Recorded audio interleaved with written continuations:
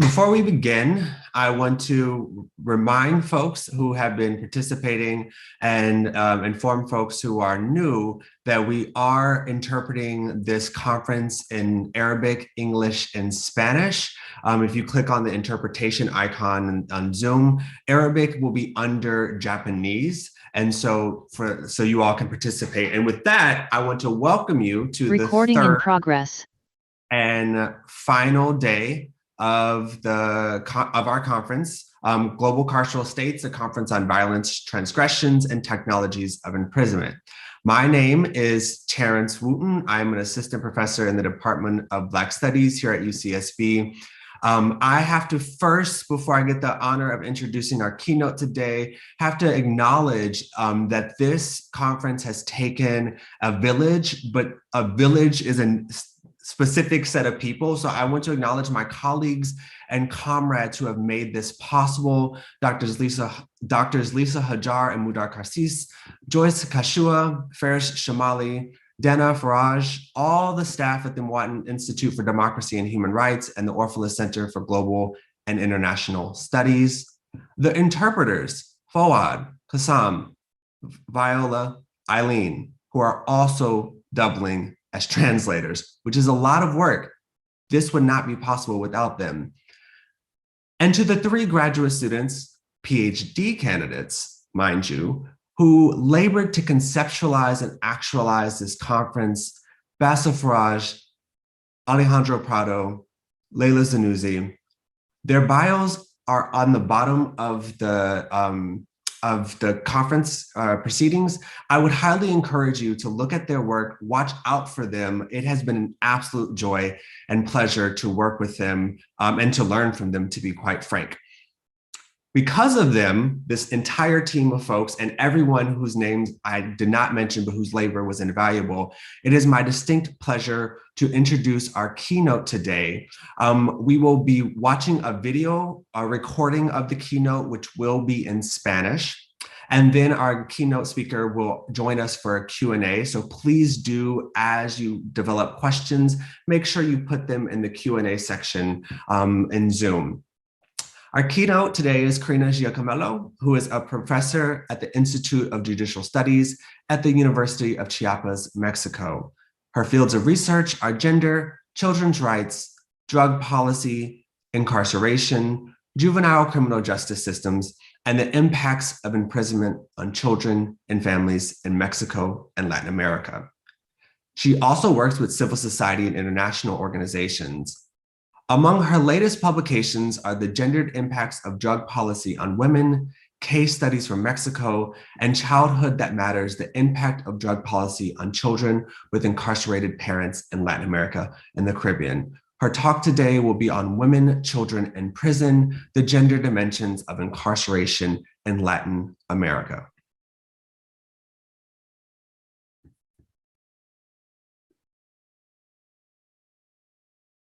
And now we will transition to her video recording.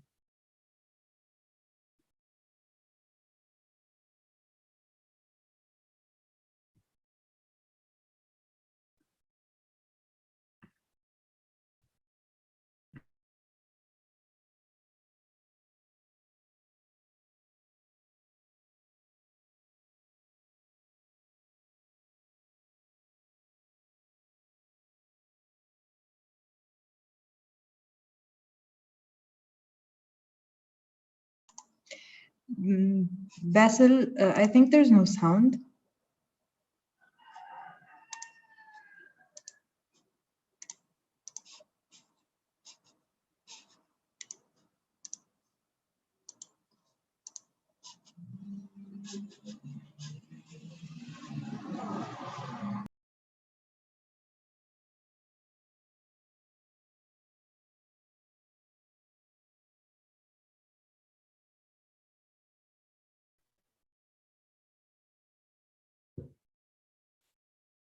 Okay, bear with us for 1 second because of course we would have slight technical difficulties on the last day. Were you able to hear the audio? I think it was coming. No. Not at all. Okay. Okay, Terence, let's do what you just did, the screen share from your side.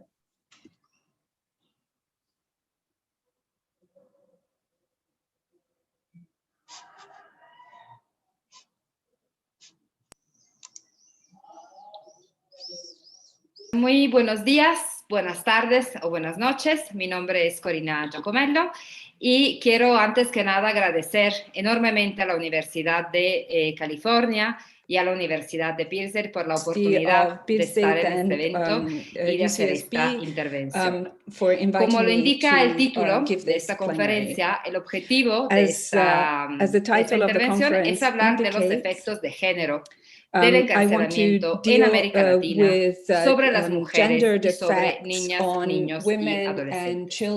Cuando hablamos de la dimensión de género del encarcelamiento, evidentemente pensamos en la experiencia de todas las personas que están privadas de la libertad, porque el género permea las relaciones sociales e identitarias de todas y todos nosotros. Sin embargo, en esta conferencia me voy a enfocar en los impactos de género del encarcelamiento por delitos de drogas en el caso específico de las mujeres. Ahí también podemos ver que hay distintos ámbitos donde el género y la prisión convergen e impactan cómo las mujeres viven este cruce. Uno es, por supuesto, la situación de las mujeres privadas de la libertad. Otra población afectada por el cruce de género y prisión es las mujeres que salen de prisión y todas las dificultades y los retos y el estigma que implica salir de la cárcel y reconstruir una vida después de años pasados en privación de la libertad. Otra población que se ve afectada son las familias, particularmente las mujeres, que acompañan a la persona privada de la libertad, haciéndose cargo a menudo de sus hijas e hijos, del mantenimiento económico, de ir a la visita, del proceso legal, de los contactos con los abogados. Entonces, esa población de mujeres que desde la afuera hacen o se relacionan con el encarcelamiento y lo viven directamente en su experiencia cotidiana. Y finalmente, otra experiencia que hay que tomar en cuenta y que es común particularmente en América Latina, en Asia y me imagino que también en África, aunque la investigación se enfocaba en América Latina, y es una dimensión de la privación de la libertad mucho menos tomada en cuenta, es la de mujeres, niñas y adolescentes privadas de la libertad de manera arbitraria e ilegal en los centros de tratamiento de adicciones, particularmente centros privados con condiciones de reclusión que a veces son peores de lo que encontramos en una cárcel. Pero bueno, el enfoque de esta charla es sobre mujeres privadas de la libertad por delitos de drogas en América Latina. En primer lugar, lo que hay que señalar es que la población de mujeres privadas de la libertad ha aumentado de manera impresionante en los últimos años, en las últimas décadas. Tenemos alrededor de 11 millones de personas privadas de la libertad a nivel mundial. Y de estas, 740,000 son mujeres, lo cual representa alrededor del 6.7%. Pero lo que hemos notado en las últimas décadas es que la población de mujeres privadas de la libertad ha aumentado a una velocidad más alta, una tasa más alta que la de los hombres en prisión y que de la población mundial en general. Entonces, desde el 2010, la población total de personas en prisión ha crecido de un 8%, mientras que el número de mujeres privadas de la libertad a nivel mundial ha crecido de alrededor del 17%, con variaciones entre regiones. Entonces tenemos Europa, por ejemplo, donde esta población ha disminuido, Oceanía, donde ha aumentado de un 50%, América del Sur, donde ha aumentado de un 17%, y Asia, donde ha aumentado de un 50%. Pero ¿por qué razones son encarceladas las mujeres? Principalmente lo que encontramos cuando cruzamos la puerta de una prisión son mujeres que han sido encarceladas por delitos menores no violentos, particularmente ofensas, delitos relacionados con roles de género y con las estructuras patriarcales que siguen permeando el sistema de justicia penal. Entonces tenemos a mujeres acusadas de robos menores y tenemos también a mujeres que son acusadas de delitos que podemos definir como delitos de género. Entonces, por ejemplo, mujeres que son encarceladas por homicidio en razón de parentesco o por infanticidio, cuando en realidad lo que ocurrió fue un aborto, a menudo un aborto espontáneo. O mujeres que después de años o décadas de violencia doméstica se defienden frente a su agresor de manera accidental y son encarceladas por años o por décadas acusadas de homicidio. Entonces tenemos el cruce de mentalidades de género, roles de género y las estructuras patriarcales del sistema de justicia, y cómo estas influyen en quiénes son las mujeres que son capturadas y criminalizadas por el Estado. Un fenómeno que ha conllevado, que subraya, que subyace al aumento de las mujeres privadas de la libertad, particularmente en América Latina y en Asia, son las políticas de drogas y los delitos relacionados con drogas.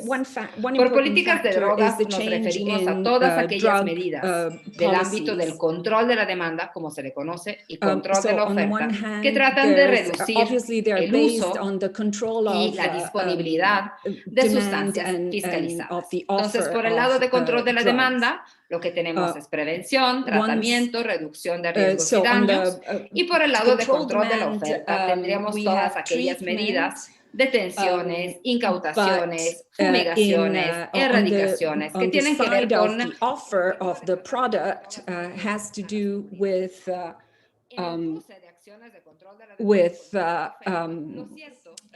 with fumigations and with detentions, etc.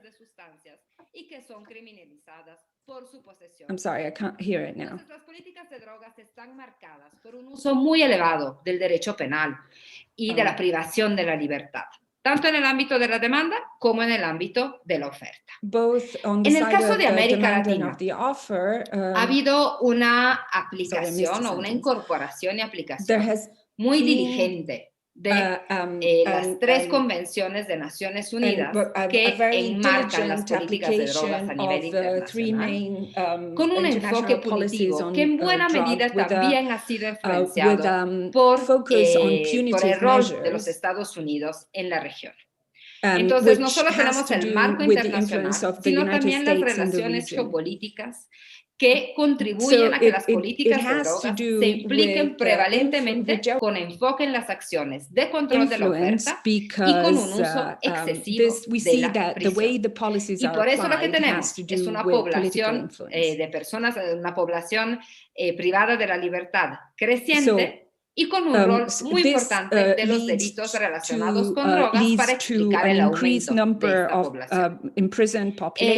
Tenemos el uso de la prisión preventiva, un uso muy elevado de prisión preventiva, particularmente en el caso de mujeres. Esta puede ser establecida como obligatoria en el caso de delitos de drogas, es el caso de México, pero también lo que muestran las investigaciones es que también en países donde la prisión preventiva no es obligatoria en el caso de delitos con drogas, aún así suele representar la principal y primera respuesta frente a otro abanico de respuestas que serían posibles.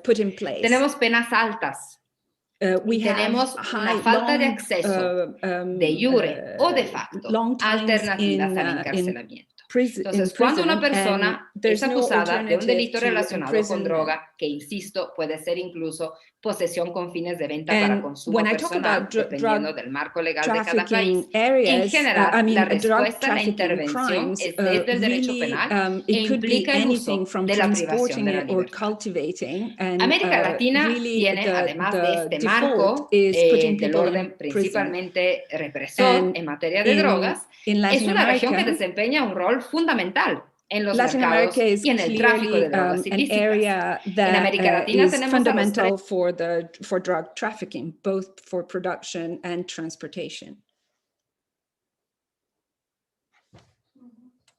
Sorry, 1 second. We are having a technical difficulty with overlaps in the audio, and so we just want to take a second to fix this so that we don't have audience members who get left behind and aren't able to participate. So if you can bear with us for just a few minutes while we try to figure out why there's double audio for some people.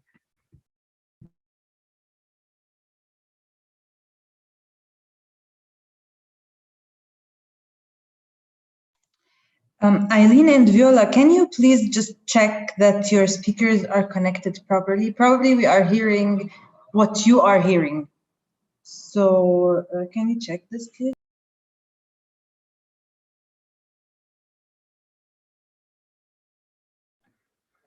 Can you hear me, Joyce? Yes, I can hear you. Can you hear me, Joyce?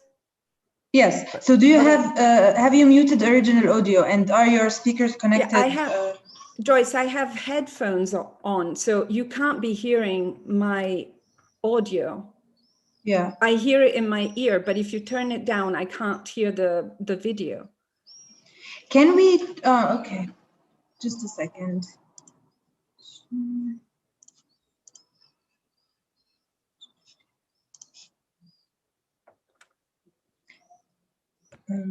Terence, are you able to mute your? No, we are sharing the sound. This won't work as well.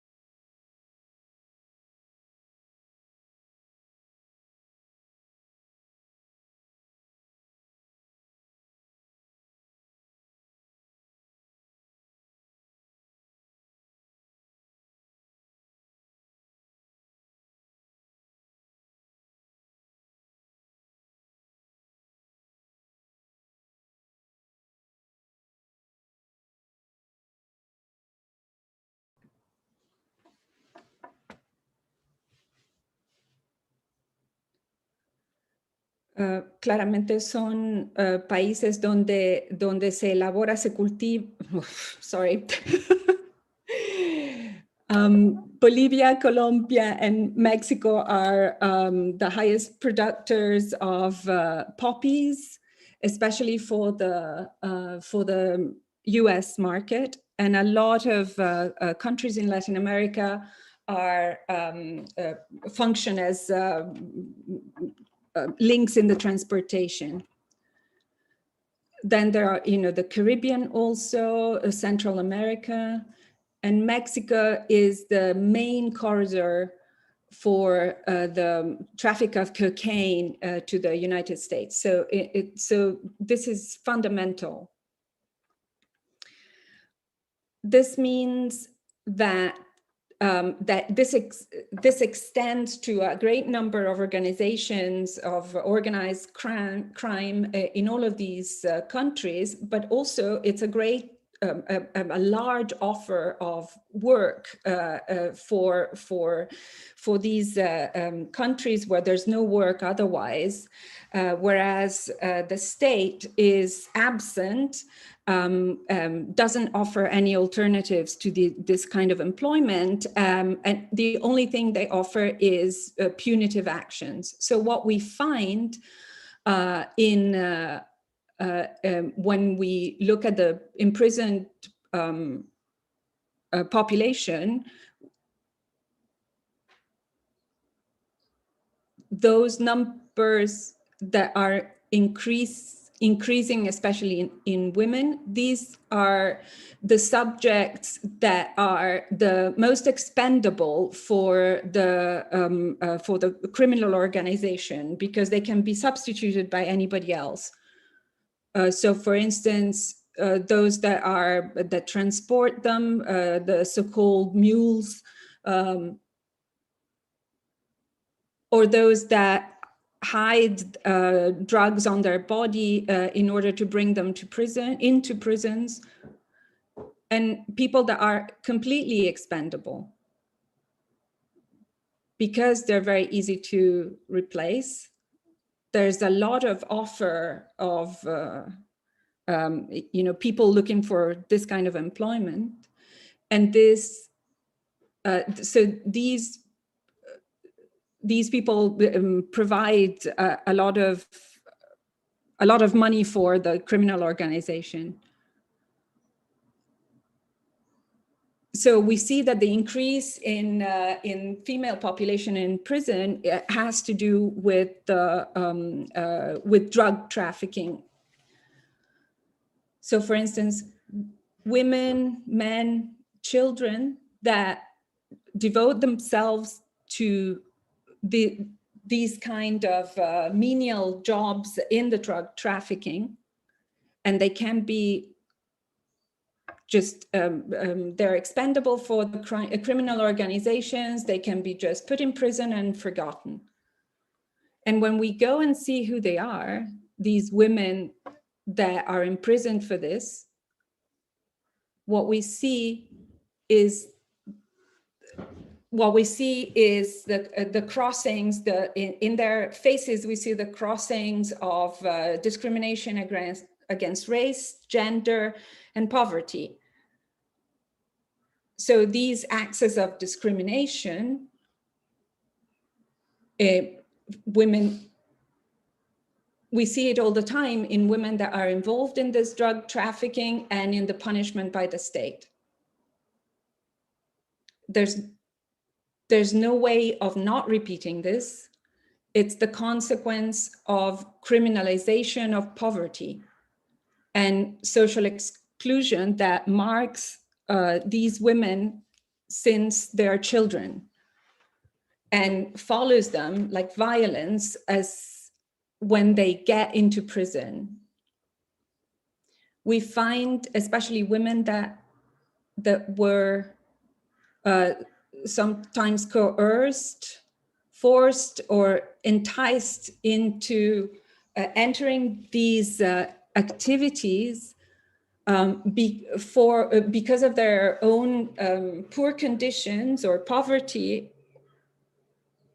mainly poor women, destitute women, chronically destitute women, women that had very little access to any education or the ability to learn skills, legal skills. And so typically they're either unemployed or underemployed or homemakers. And they are employed in the informal work sector. And they lack any healthcare, for instance. They're usually single mothers with children, and they have to take care of everything. And they also, so they have to earn a living, but they also have to be there for their children or for their family, and they have children that they need to care for. So transporting a package of marijuana hidden in the vagina and taking it inside a prison allows them to earn a lot more money in a lot shorter time than any legal job would, and therefore it's an opportunity to be able to do what society expects them to do, that is earn money for the family, but also be the loving mother and taking care of their children. And this is what we see when we get into prison and talk to the imprisoned population.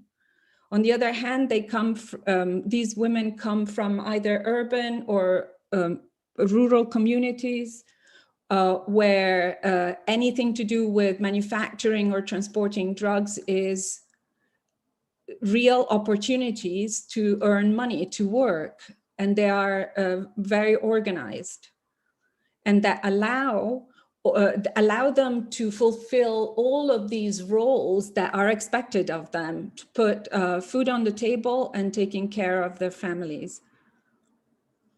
These women find themselves in these intersections. And one must remember that Latin America is the most unequal area with inequality in the world. It's a region that is also particularly violent against women and girls. And this is what these women find or live through every day of their lives. So when I started working on this research on women that had been imprisoned for drug trafficking, I looked at women. I talked to women that were imprisoned for drug-related trafficking or other minor crimes. There's two elements in the stories of these women that we find time and again in the life of these women. It has to do with their socioeconomic condition, the discrimination against gender as well as the lack of education. So two elements are recurrent about how they talk about their involvement. One of these is violence, one of these elements. Violence that starts when they're children within the family. It could be verbal, physical, psychological, or sexual violence. It's violence that hits children, both girls and boys. And so we could consider it as being violence against children in general. And it continues as violence against women. Sometimes these are women that started suffering from this violence from when they were very young, and they tried to get away, but at times the only way they can get out of this cycle, in inverted commas, not really, is by using drugs or becoming related or involved in drug trafficking. And the state gets involved in this cycle of violence only to punish them. So the violence is always there. It's also a constant to find their way to try and get out of this cycle of violence, and often failing. There's an accumulation of situations that we find time and again when we talk to women in prison. There's another element that is also part of this gender dimension of prisons, and it's love, romantic love as a social construct that imposes certain roles on women. And it makes them want or try to fulfill these roles. So fulfill this role of good lovers, and it's often their their male lover, that involves them in drug trafficking. So generally, within a couple, as girlfriends, as spouses, wives, they try to be the good wife, the good mother, and this is actually what starts the cycle.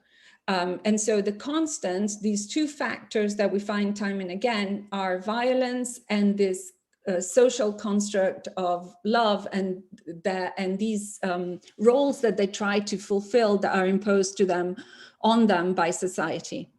On the other hand, what we do not find is a public response. The state intervenes only at the moment when they arrest them.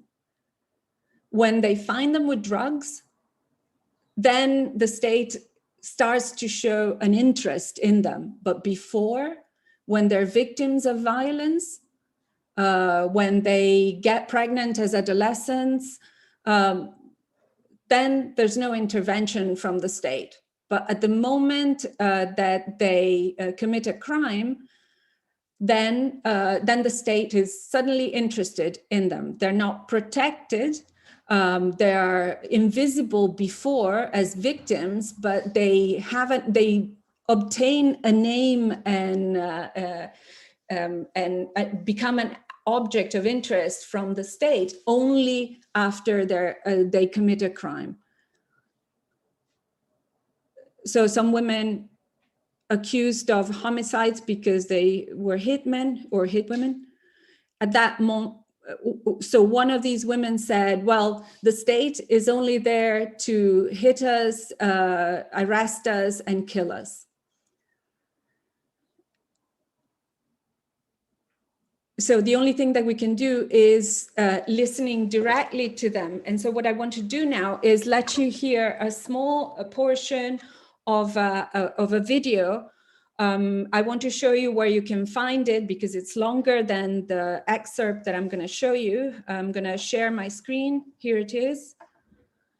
I want you to have a look at the web page where you can look at it. You can see it now. My cursor is pointing to it. It's wola.org. It's an organization that has a focus on human rights in Latin America. And I'm part of one of the projects that has to do with women in drug trafficking and imprisoned in Latin America. And so in 2017, we did some videos in Oaxaca, in the state of Oaxaca in Mexico, which has a high rate of indigenous population and one of the indexes of poverty that are highest in the country. So I want to show you the first 3 minutes of this video. But if you want to look at it in its entirety, you can find it here. This is an indigenous woman that was deprived of her freedom.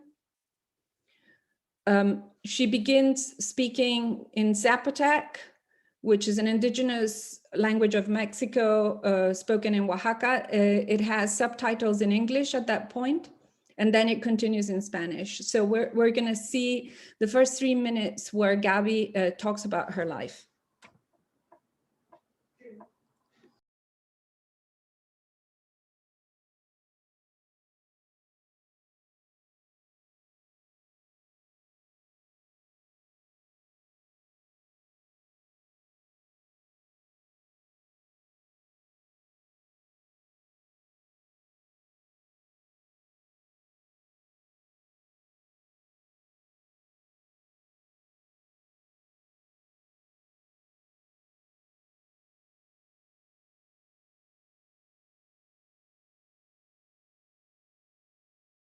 En la secundaria, pero empecé a faltar mucho porque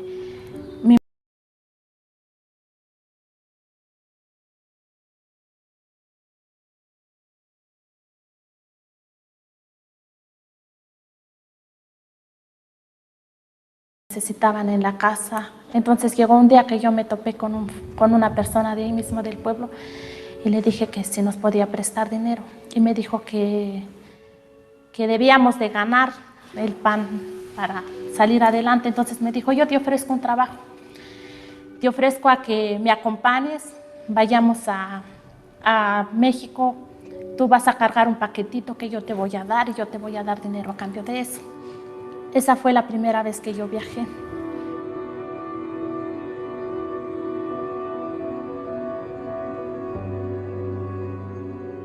Entonces, como a los 4 o 5 meses el niño no sostenía la cabeza. Entonces lo llevé con un médico particular y me dijo que el niño se le tenía que hacer unas tomografías para un diagnóstico. Pero para eso la tomografía costaba de 4.500 a 6.000 pesos una tomografía. Yo me preocupé mucho y yo ya estaba decidida a dejar ese labor que yo hacía porque ya no me gustaba, eran muchos peligros. Nos dieron un diagnóstico que mi hijo tenía parálisis cerebral, motora severa, con Epástica, algo así. ¿Colchones? ¿Cuántas vainillas? Panqueques son 700. Yo nunca me quise meter en prostitución, nunca me gustó elaborar el trabajo de prostitución, nunca faltó quien me dijera, te doy eso a cambio de esto. Pero yo siempre me mantuve firme y dije, no, lo que yo hago, para mí en ese tiempo era un trabajo común, era un trabajo digno, honesto. ¿Por qué? Porque simplemente llegaba la mercancía, por decir la marihuana, lo limpiábamos, lo empaquetábamos, lo encintábamos y era como un proceso. Y en el pueblo pues la gente se ponía contenta cuando ya empezaba ese tipo de trabajo, porque ahí hasta niños, hasta ancianos, de cualquier edad, ellos estaban ahí. Yo estaba dispuesta a todo porque mi familia lo requería y lo necesitaba. Y no le echo la culpa a mis hijos de si realmente por ellos lo hice, pero es por la necesidad, por la pobreza, porque en el pueblo no hay otros medios que te puedan ayudar y en el pueblo es como si vendieras pan.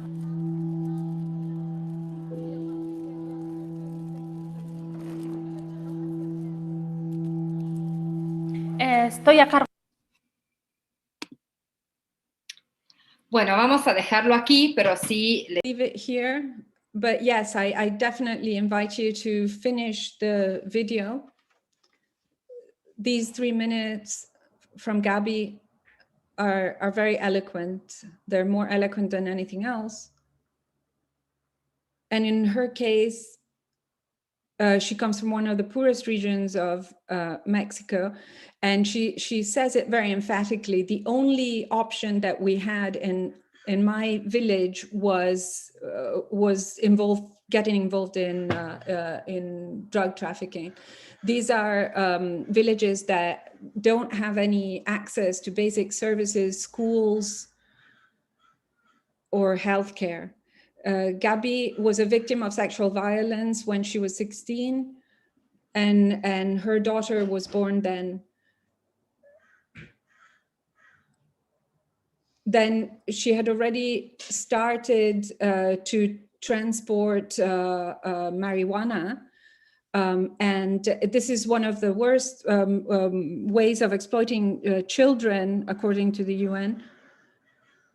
And in those cases, when she was between 12 and 16, there was nothing that the state did to protect her or to offer her services to help her or her family.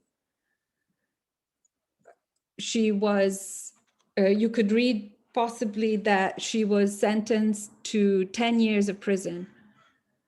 And then there was no access to any alternative to prison. The minimum punishment was 15 years for introducing drugs into prison, and they had to do it all. They had to stay there 15 years. She came out a few years ago, and we're still in contact. And starting last December, she gives talks. She goes to conferences now about this topic, and we're hoping to involve her in our projects as well. But what we see basically are this type of conditions: poverty and marginalization. The activities, so the activities connected to drug trafficking are the only options, economic options of work. These are people that are in a state of profound marginalization, and the state has no interest in helping them except when it's time to punish them. When I met Gabby, she already had a child, as you heard, a child who was disabled, and he lived with her for a few years. what Gabi asked the judge that was working on her case was the possibility of going to medical appointments or therapy with her child and then go back to prison so that her child could get the medical attention that he needed and then continue to live with her mother. So she didn't even ask to be freed from prison, but just to be able to accompany him. But it was denied, and so she had to decide between being able to get the medical attention that the child needed or the ability of the child to be with her. And so she had to decide she put him in an institution where he would get medical attention. So this part of Gabi's history takes us to another topic, which I'm not going to be able to go into for reasons of time. But it has to do with the conditions of depriving women of their freedom, but also of their children. The conditions, of course, there are differences throughout Mexico and throughout Latin America. But there are 2 or 3 points that I would like to highlight. First, there's a lack of prisons that are exclusive for women. And don't get me wrong, I'm not trying to say that there should be more prisons, but the situation, this situation means that that women are imprisoned in sections of prisons that are designed for men mainly. So it is necessary to have centers of imprisonment that are exclusively built for women, where they can be with their families and have their children with them. But this means that at the moment they're either unsafe or far from their families. According to the Bangkok rules, these rights should be respected, but it's not the case. So because they would have the right to have they have a right to being healthy, safe, and being with their children, but these rights are infringed on all the time. Of course, the final goal is that there are more prisons, but that there are fewer women in prison. So our objective is to have fewer women that are criminalized or punished for these type of crimes. And once they are imprisoned, we have to make sure that their rights are guaranteed.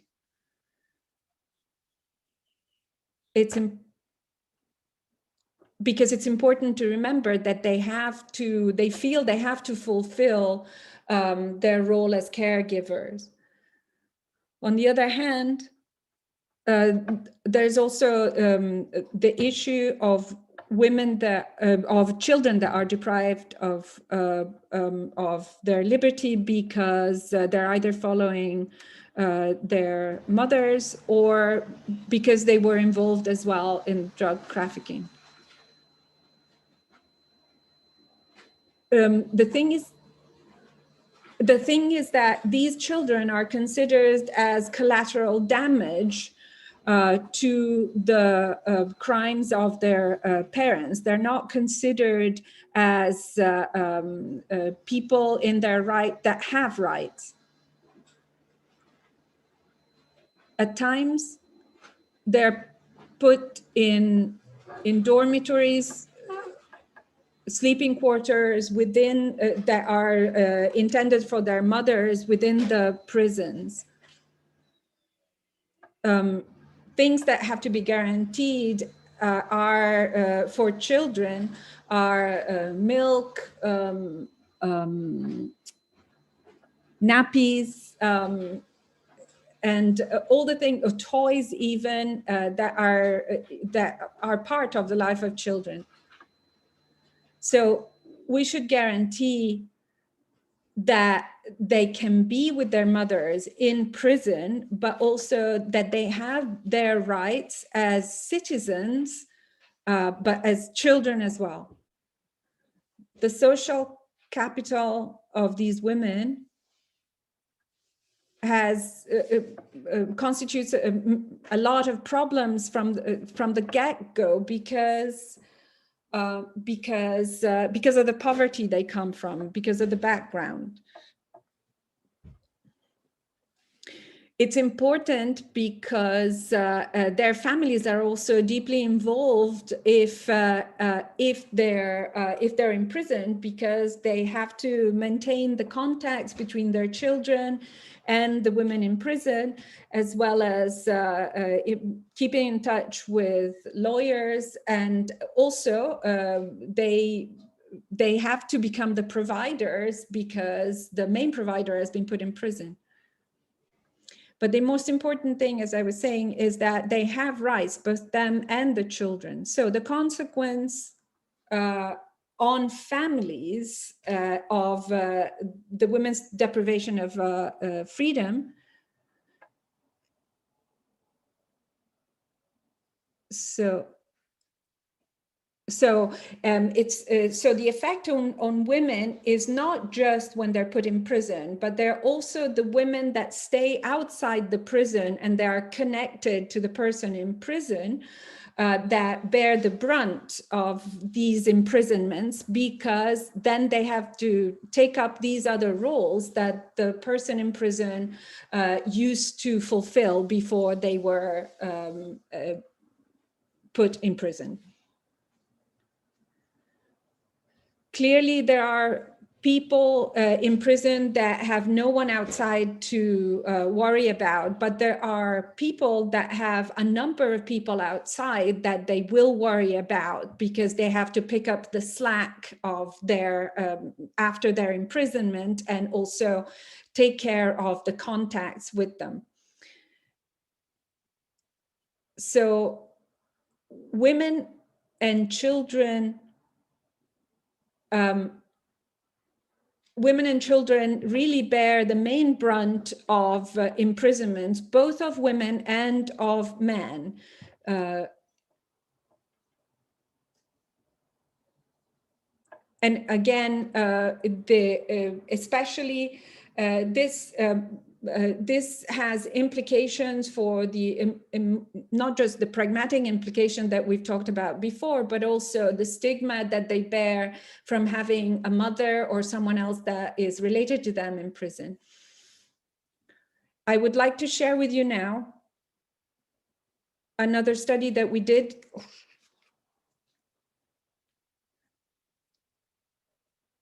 That has to do with drug policy, drug trafficking policy, and its effect on adolescents, on teenagers.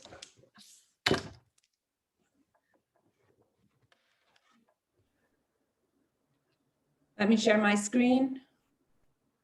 It's called Childhood That Matters, Children That Matters. The project comprises 8 studies that have to do with the impact of drug trafficking policies on Latin America, on children. In various areas, Uruguay, Dominican Republic. It's a study that it's based mostly about 70 teenagers who have shared their experiences with us.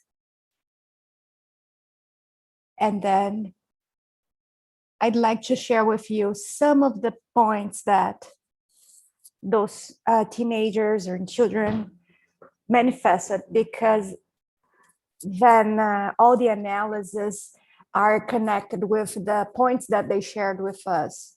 In one of the presentations that we made, we recompiled some of the information that they provide to us, their own reports, their perceptions in terms of their crimes, etc.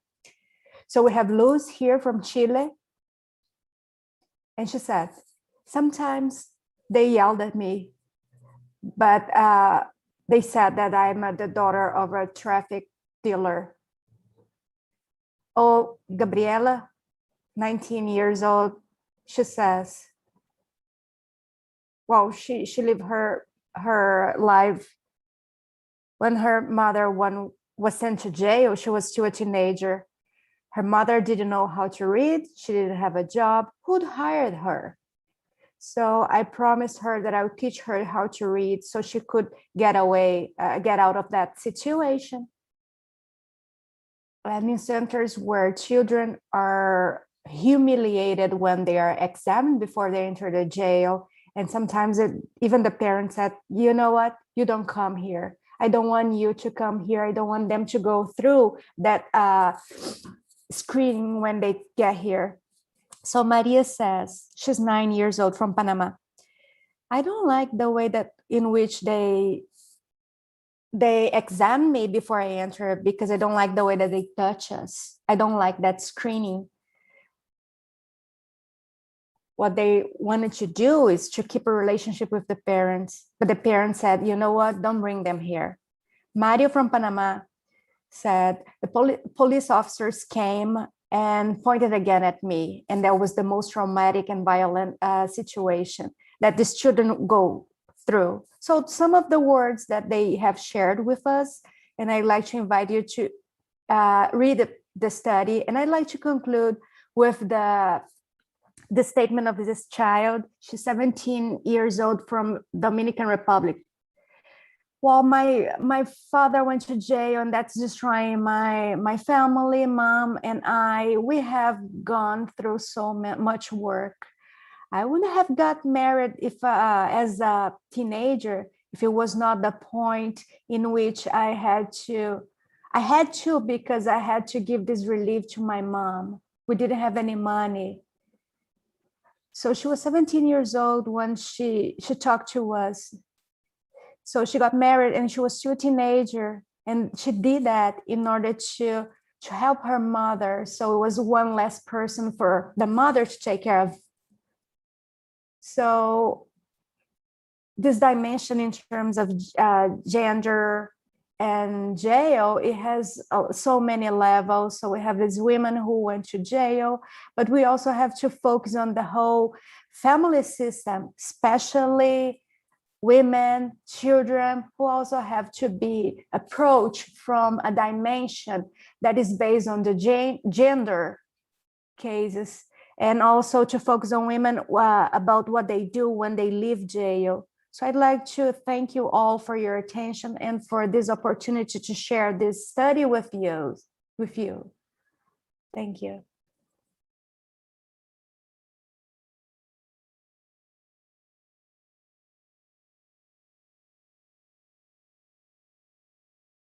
Joining us will be our keynote, Karina. If Karina is here, perfect. I want to remind folks that you can put questions in the Q&A. I also want to acknowledge that we're going to go over a little bit based off our original timeline because of technical difficulties, and then also say that the Q&A, our responses and dialogue will be English and then translated again into Spanish or Arabic, and Arabic is under Japanese. So Karina, because we have a question already from the audience and I want to prioritize audience questions, I'm going to ask it first, and then I do, and in between, I also have a few questions. So an audience member asks, how, if at all, does the state apparatus utilize these women once they are imprisoned?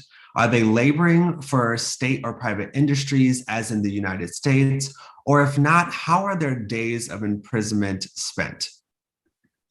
Okay, well, first of all, hi, Terence, and to all the audience. And I'm glad all the technical issues could be sorted out. And well, it depends. In Mexico, you have about 200 prisons, a bit more, and each one of them is basically a prison system in itself. So since it's a bit difficult to give an answer for all of them, I would try to generalize a bit to give an overview. And so usually work opportunities are very low or non-existent in prisons in Mexico. What you mainly have is a self-employment. So for example, Gabi used to make bags, and that's what most of those women did. And they had a person that would take the bags and then and take them out and sell them. And or she was also running the local shop in the prison, but it was all informal, basically. But basically that's the main answer. Self-employment, the main purpose of which is to support their families, primarily their children. You have a top security prison for women in Mexico. It's the only one, it's a federal prison.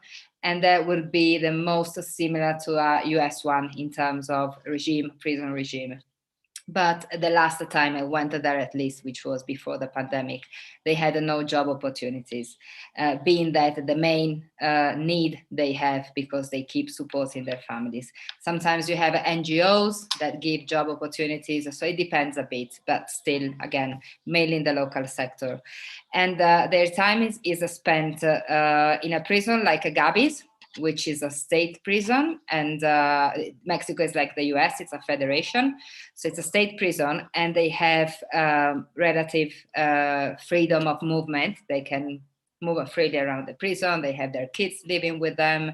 The cells are open all days and closed, locked during the night. They do work either informally or in some of the manufacture workshops.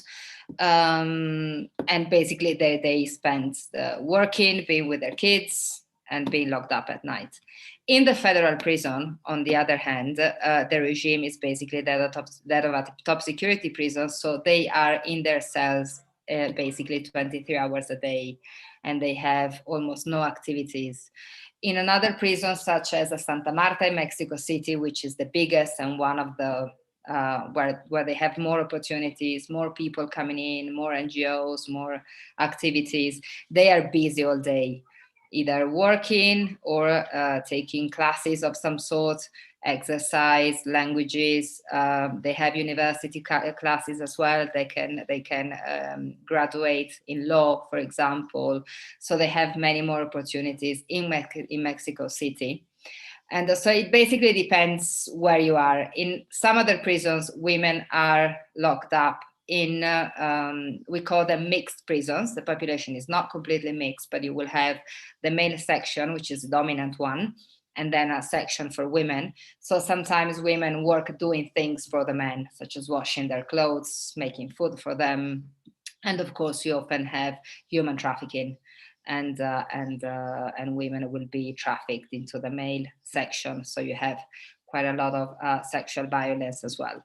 So yeah, these are some of the things that happen inside prisons. Thank you for that. And along these lines, I'm wondering if you can talk about a bit more, it's kind of gestured to, and you have many sites, but a general sense of what resistance looks like. I'm curious if there are examples of women organizing around as incarcerated folks or outside. What is the landscape of women's responses been like to these systems? I would say that in comparison to the US, it's really incipient. It's very low. I wouldn't say what can happen inside prisons, and I'm thinking about the prison in Mexico City. When you have NGOs or universities going in, then you can have things happening, mainly using art as a vehicle for expression and for trying to change inside relationships, but you don't have much organization inside prisons. And these projects with universities or NGOs can be short term, depending on funding, on who is in charge of the prison system and what the requirements for entering are. So I wouldn't say we have a strong prison movement. On the outside, things are starting to move. So we have a movement of formerly incarcerated women across Latin America. You have some groups in Mexico, Chile, Colombia, Brazil mainly. Again, the main push came from feminist NGOs, which is quite interesting because usually, at least in Latin America, feminist organizations do not go into prisons. Incarcerated women are a population that is usually overlooked or intentionally avoided from feminist organizations. But there are some feminist organizations that decided to look into it. And so they would give the first push, basically getting the funds to start having the first meetings and to put women together. So that's very important. It's not something that came or that could be funded by formerly incarcerated women themselves. There was a need for this cooperation. And now these organizations are starting to grow up a bit. But it's still at a very initial stage. And because of the pandemic also, even if the movement has been going on, if you don't have in-person meetings, it's harder to create cohesion, at least at the very beginning. One of the movements that these Latin American organizations are linked to is the National Council of Incarcerated and Formerly Incarcerated Women and Girls of the United States. So there's a connection there, and it's been a very inspirational movement for these women to see how they can actually organize themselves and help the women who are still in prison. Thank you. I have a new question. I had questions in mind, but one of the several brilliant things that your work does is requires us to think incarceration through a gendered analytic. And so I'm wondering if you can talk a bit more about, in your work, how you think gender through the category of child, so how the children actually help us understand gender, but also how children are gendered in the carceral system. Well, I would say now that I'm working with incarcerated adolescents, male adolescents during the pandemic, and for me, the whole gender dimension of the criminal justice system and incarceration has come up even more. But from a gender blindness point of view, so sorry, I'm speaking while thinking, so we'll try to order my ideas. In terms of gender and criminal justice system, I think we have what I mentioned in the intervention, that is how women are criminalized in terms of gender lines and how they become involved and treated in the prison system according to patriarchal structures. In the case of adolescents, at least male adolescents, which is what the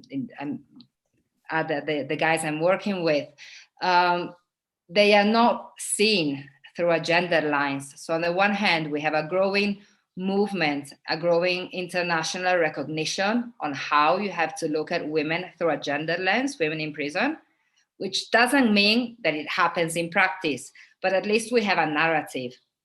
But to think of looking at men in prison or male adolescents in the juvenile criminal justice system from a gender perspective, and to listen to their story and to their involvement in, in the case of Mexico, organized crime, how they became hitmen, why they raped someone. You don't ask the question how or why, just take it for granted. So in a way, this false idea of gender as neutral is applied in a discriminatory way against boys in the juvenile criminal justice system. On the other hand, when we think of children with incarcerated parents, but I would say that happens also in my current research, which is on children with parents who use drugs. So again, drug policy and childhood, but in another realm. Usually, these children are not taken into account and treated as subject holders. And if they are not differentiated according to their age or gender. So the impacts on childhood that we could see in Childhood That Matters, that I would like to say is also available in English in case the audience is interested, is that you had some common aspects, some common impacts in economic terms, in the feelings, in the shame, in the stigma, but then you also had different ways of having to cope with it. So there is the case of two Mexican siblings where you can see how gender determined their the way they had to respond to the incarceration of their mother. So the younger boy has to leave school, has to leave his girlfriend, to start working to support his siblings, his younger siblings, and so be the provider. And you have the sister who has to leave school as well to take care and replace the mother as the caregiver. So I think it's very important to look at this gender dimension in terms of families, but also in terms of the impacts on children, definitely.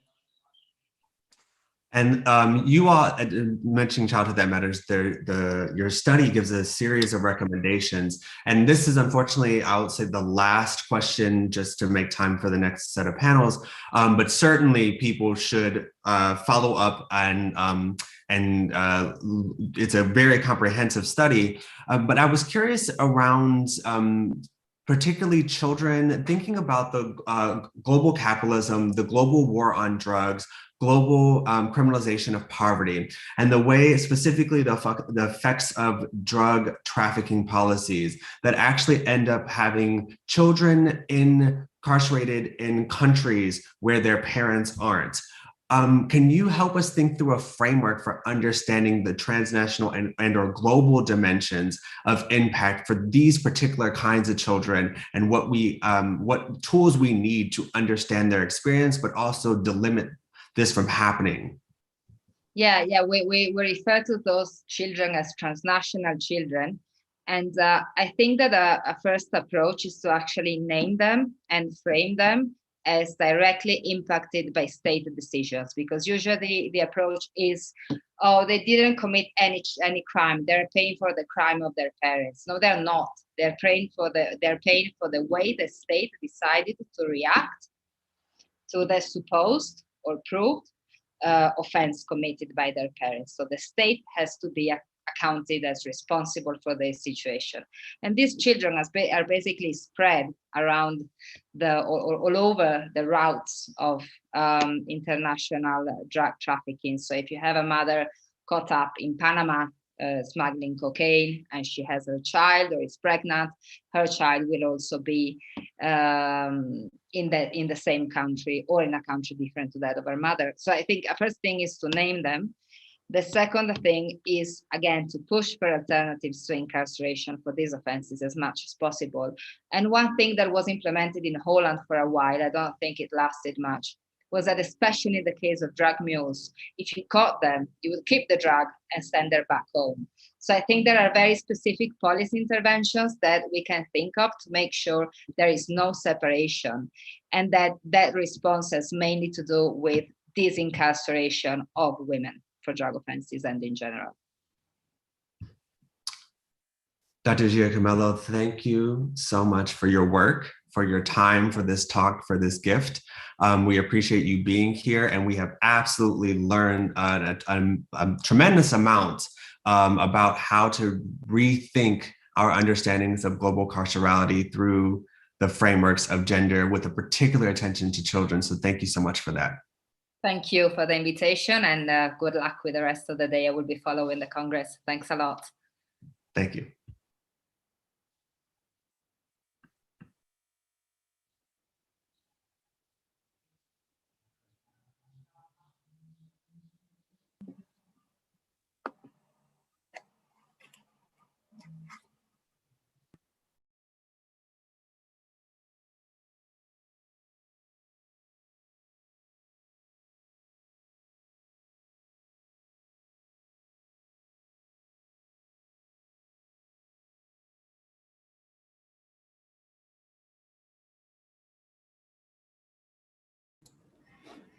The floor is to you, Ashjan. Yes, so now we go to the next intervention, which is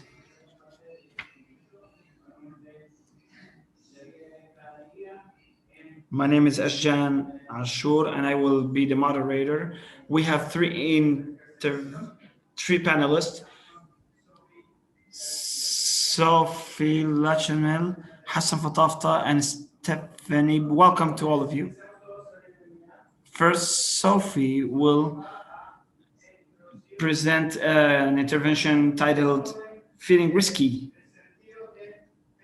Subjugation of Emotional Knowledge and Effective Violence in Former Incarcerated People, from the University of Kingston, Ontario, Canada. Next is Stephanie Latia Abdullah, and she will speak about the perpetuity of imprisonment, post-mortem imprisonment. Hassan Fatafta will speak about the impacts, social impacts of incarcerating the father on children in Palestine. Before jumping in, I'd like to remind some technical things. First, we are live streaming on Facebook and YouTube, and we're providing instantaneous interpretation to Arabic, English, and Arabic.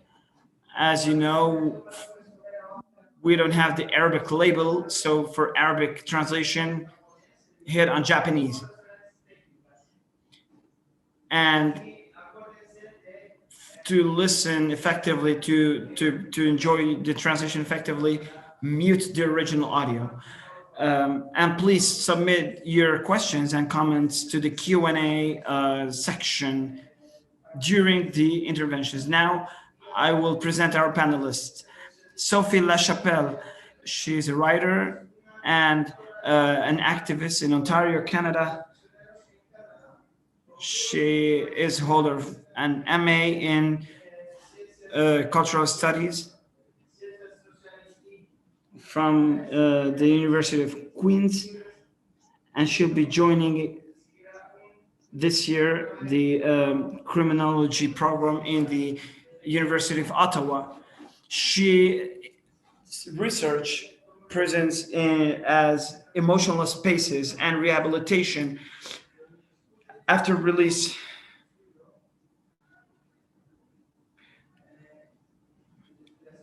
And she researched also she's researching the impacts of policies on released former prisoners during the COVID-19, which will be published soon. Latia Abdullah, she has researched gender and social mobilization in civil society in Palestine. She has recently participated in co-edited the book about Palestinians and Israelis in spaces of occupation.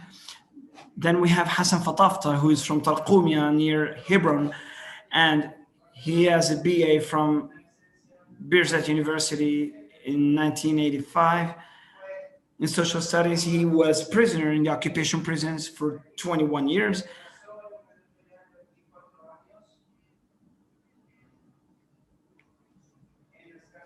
He was 24 years since 1987 until 2021. He was in interrogation 3 times, once for 7 months, including psychological and physical torture, and he survived an assassination attempt in 2002. He has published 2 novels and collection of short stories and a serial of articles. I am Ashjan Ashur, and I work on a project on education curricula in the University of Leicester. And I'm preparing now my PhD on the experiences of hunger strike in Palestine. So first, we will begin with Sophie La Chapelle's intervention for 15 minutes. The floor is yours, Sophie. Thank you so much. I'm just going to share my screen here.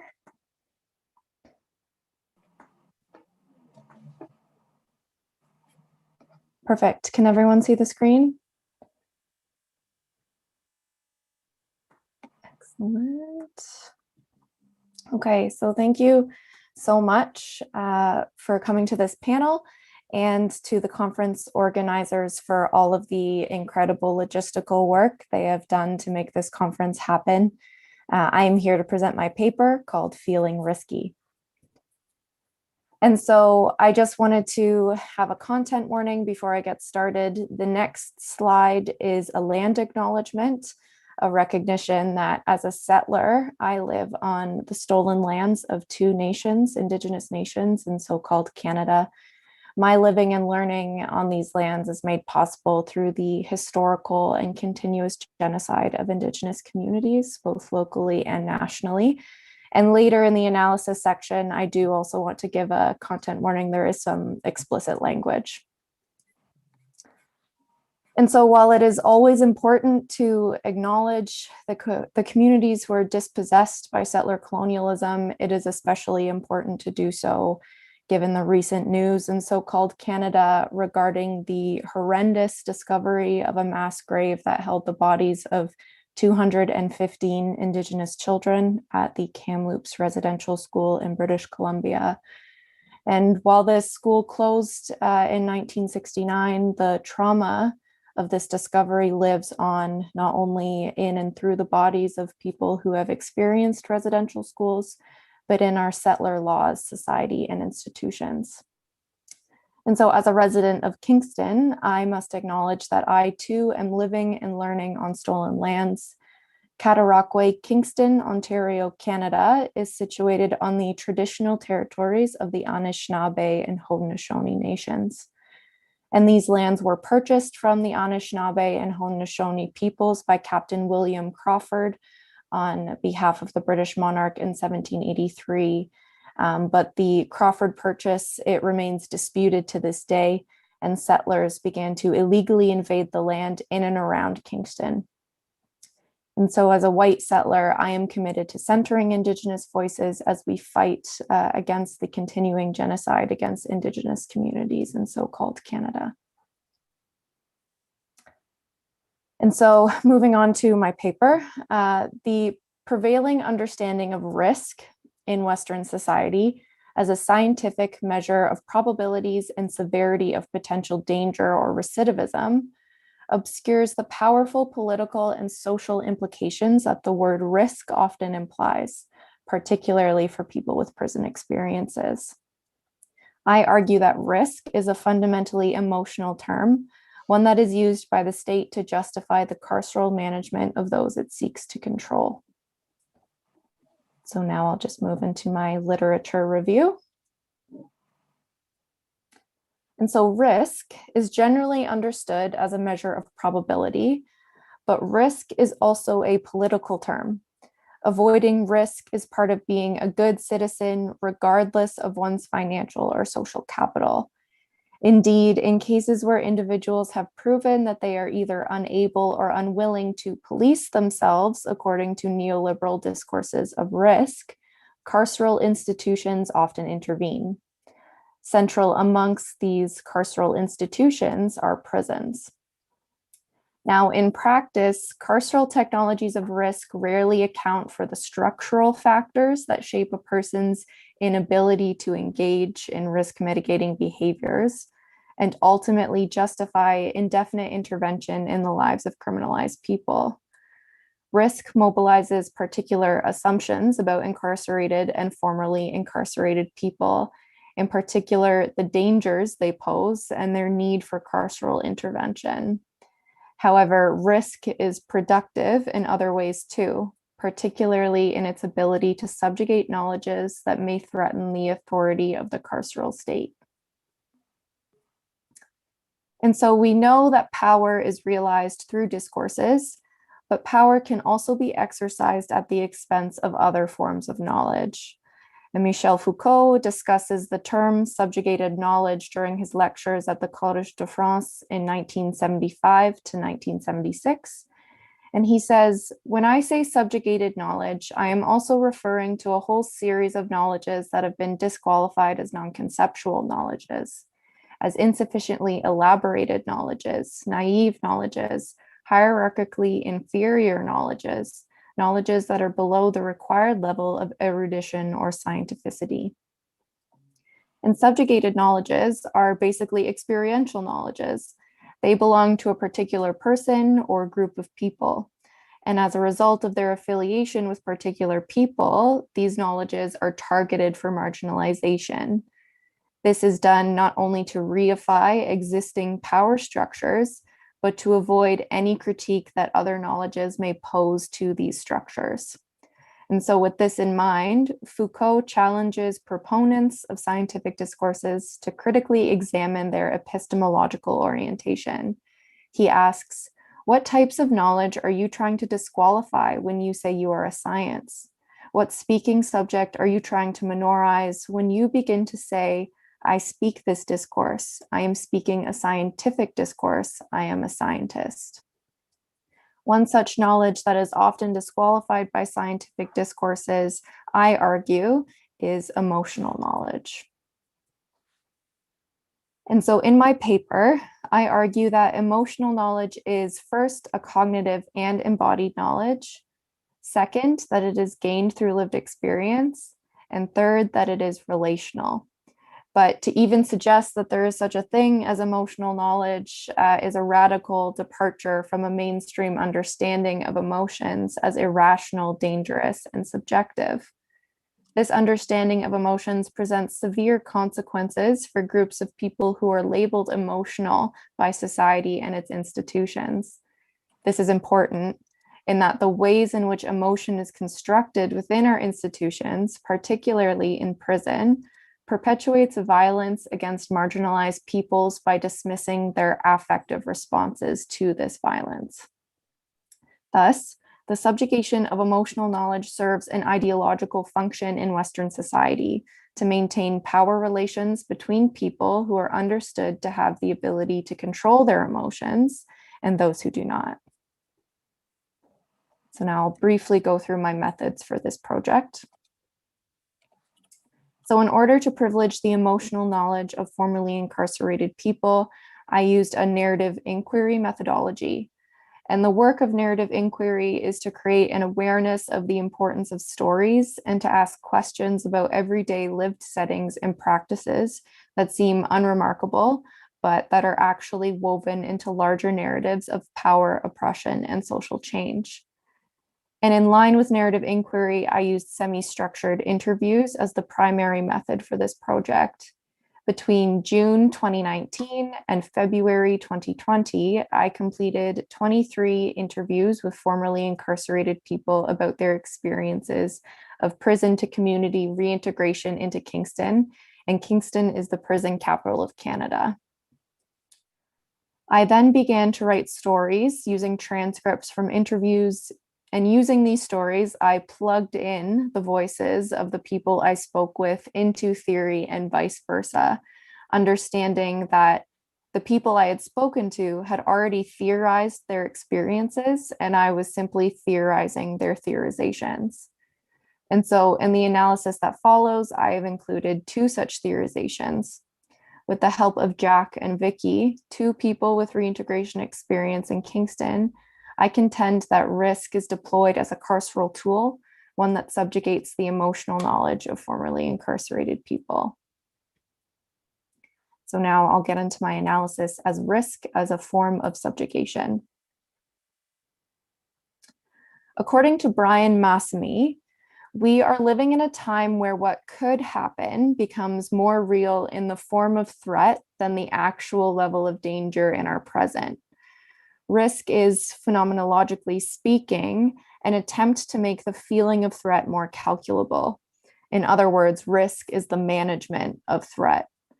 And if we understand threat as the precursor to risk, We may begin to understand risk not as simply an unbiased actuarial evaluation, but as the product of affect. But whose affect and at what cost? Jack's story begins to unpack some of these complex questions. And so I'll read the story now. Jack explains to me that he had a hard time staying out on parole in the past. You get out on parole and they just kept sending me back for nothing and nothing and nothing and nothing all the time. He emphasizes that he's not the only one. Like just ridiculously stupid reasons. You guys are sending these guys back for nothing. You're clogging up our system. You're clogging up our jails. Cut these guys a break. Jack tells me that he has had his parole revoked twice. Both times, he says, for less than legitimate reasons. The first time Jack got out on parole, he was being run ragged by all of the appointments he had to go to. Jack shakes his head. I was exhausted, he says, and I have no history of drug use, by the way, and the halfway house staff know this. I came back to the house and they said, you look like you're under the influence. And I said, I'm fucking exhausted. I've been running around. I'm tired. Like, you guys know that's not me. I sense exasperation in Jack's voice and that his story won't have a happy ending. I said, so what? I'm going to go up to my room and you're going to call the cops and send me back? And I said, get the drug testing kit. I'm going to the bathroom right now, as calmly as I'm saying to you now. Jack is surprisingly calm for the tone of the story. He continues. They said, just go to your room. So I said, not to be rude, but if you're going to accuse me, we can solve it right now. Just let me solve it and we'll be done with it. I don't want to go up to my room and have to worry you're going to call the police on me. Just go to your room. Anyway, I went to my room and they called the cops and sent me back to jail. When I got back to jail, I demanded a piss test and they said I was clean. A few days later, my parole officer comes to see me and I say, you guys accused me of being under the influence. I was clean. Can I get back out now? And he says, oh, that's clean. Well, we're going to change it to a deteriorating attitude because when they told you to go up to your room the first time, you didn't. I said, are you fucking kidding me? I was trying to defend myself. You teach us that in program skills to be assertive, but be polite. And that's exactly what I did. Jack was sent back to prison for 2 years for a deteriorating attitude. And so in his story, Jack is proven to be innocent, free of the future threat that was felt into being. But Jack was nonetheless felt to be a threat when he walked into his halfway house that evening. The fact that he may not have been a threat, or that he may have been a threat, and the choice to take preemptive action can't be debated. Once an object is identified as a possible threat, whether or not it is actually a threat, that object will always be associated with the feeling of threat. And these negotiations of affect put people's very lives at stake. Moving on to Vicky's story. Vicky pulls a half-crumpled piece of paper out of her bag. This first line, she says indignantly. How do you explain that? I read it aloud. Keep the peace and be of good behavior, it says. As I finish reading the sentence, I realize that this vague statement is the first condition of Vicky's release into Kingston. I'm shocked. The implications of this statement as a condition for someone's day-to-day life were severe and almost unending. Vicky can read my mind. So basically, she explains, if I'm jaywalking now, I can be breached. I start to laugh. Be of good behavior? Oh, but you have this little contract here, Vicky. You're going to jail, she says, lowering her voice to a whisper before she continues. Where you belong. Where you belong. For being rude. That's not in the criminal code. A few minutes later, Vicky tries to unpack the meaning of a phrase that she had heard a lot when she would go to agencies for help. Just wait a moment. Wait a moment. Wait a moment. How many moments? How long is a moment? You know, I know a couple is 2, a few is 3, but what the fuck is a moment? How long is this moment going to last? The mood of the conversation changes quickly as Vicky speaks. She's getting frustrated. Actually, in hindsight, I think she was getting angry. I have other moments over here. Maybe they're going to help me. Screw you. And you go to the next moment. Wait a moment. Really? No information packages? And everything you're told is hearsay. So it's in your ear and lost because you're coming out of prison, you're frazzled, you can't think straight, you barely got yourself here. This was the best I could do is to get myself fucking here at the door. Now you want me to wait a moment and listen to a bunch of fucking rhetoric and walk away with it all and put it into place and into action? You gotta be out of your fucking mind. Why didn't you give me a roadmap I could fucking read? Like, you must go here. This is what you do. Make an appointment here, make an appointment here. This is what you can do. This is true. This is real. This will happen. You get no positive reinforcement. All you got is negative, negative, negative, negative. So even if you initialize positive reinforcement, they just piss it away on you. There was a brief pause. Till you're defeated, broken, committing a crime, Vicky says. We want you in jail where you belong. Okay, I'm going. Thanks a lot. When Vicky illustrates the first condition of her release in terms of the common practice of jaywalking, she asks us to consider the impossibility of what the carceral state is requiring of her in order to stay out of prison. Vicky must discipline her body to such a degree that she is constantly in the process of self-surveillance. This surveillance extends not only to her actions, but also to her affect and her emotions. But later in Vicky's story, we learn that the repeated institutional neglect that incarcerated people face during reintegration makes this kind of self-discipline impossible.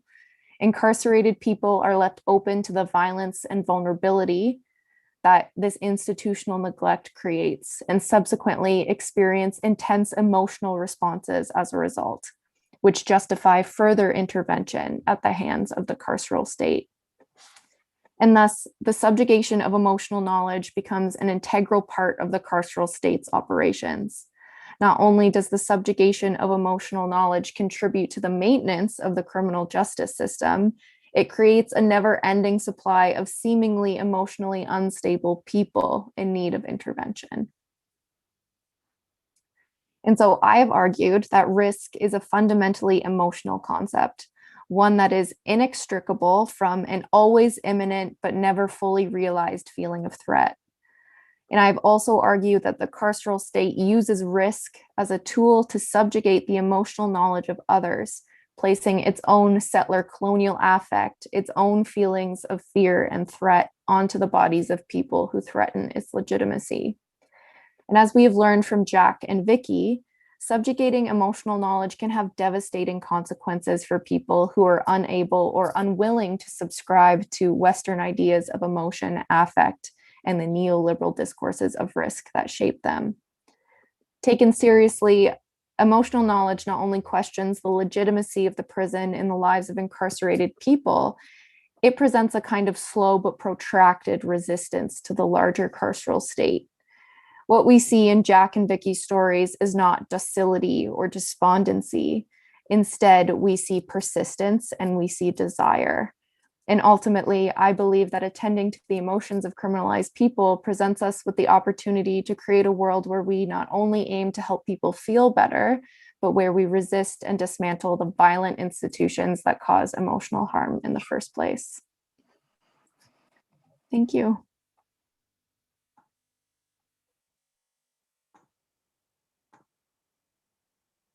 شكرا جزيلا صوفي. يعني بهاي المداخلة شفنا Thank you very much, Sophie.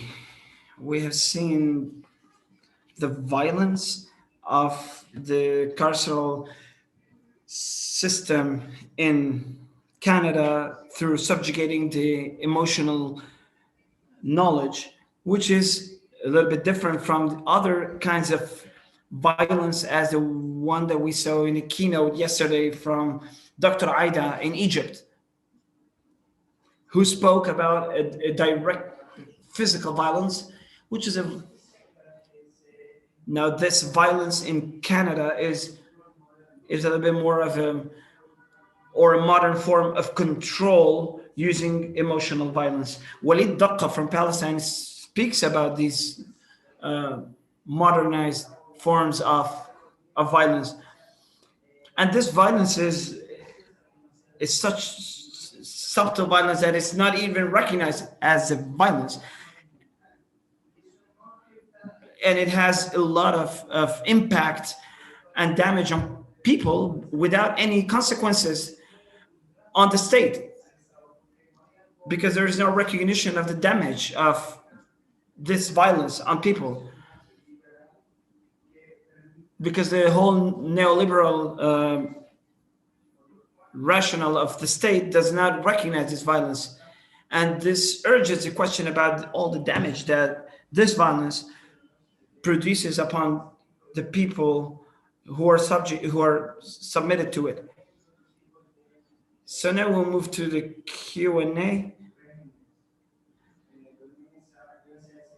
Or before that, please put your questions in the Q&A section, and we'll move to Stephanie now and her intervention about the perpetuity of prison and post-mortem imprisonment in Palestine.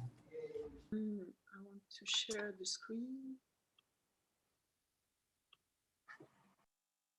Do you see it?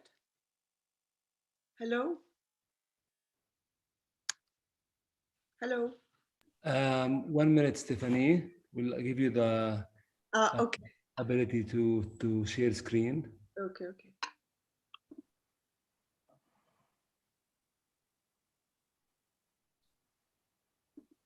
Should yeah, you can try. I mean, you are supposed to be able to do that.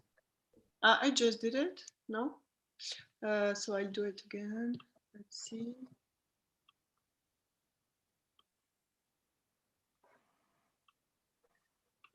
Do you have? Is it okay? No. Do you see it?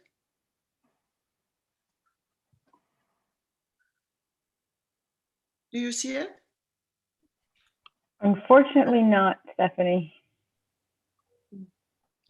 Okay, and now, is it okay? Yes, perfect. You put it on full screen. Perfect. It's okay? You have it?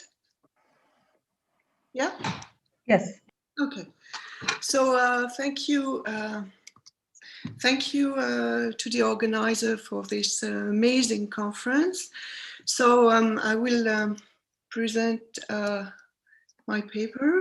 So the present experience, as many people here, I guess, know, marks personal and collective stories in the occupied Palestinian territories, be it the result of an active and lasting party activism, armed or violent action, occasional participation in demonstrations, uprising clashes, or of acquaintances activism. So since 1967, various sources estimate that approximately 40% of the male population has been jailed. The rules and functioning of military justice have created what I previously called a prison web. It is both a reality of massive arrests and imprisonment, and also a virtuality, that is to say, a larger legal possibility to detain almost every Palestinian from the age of 12, that is to say, a suspended detention and uncertainty. For some, the grip of the prison web is endless and extends post-mortem.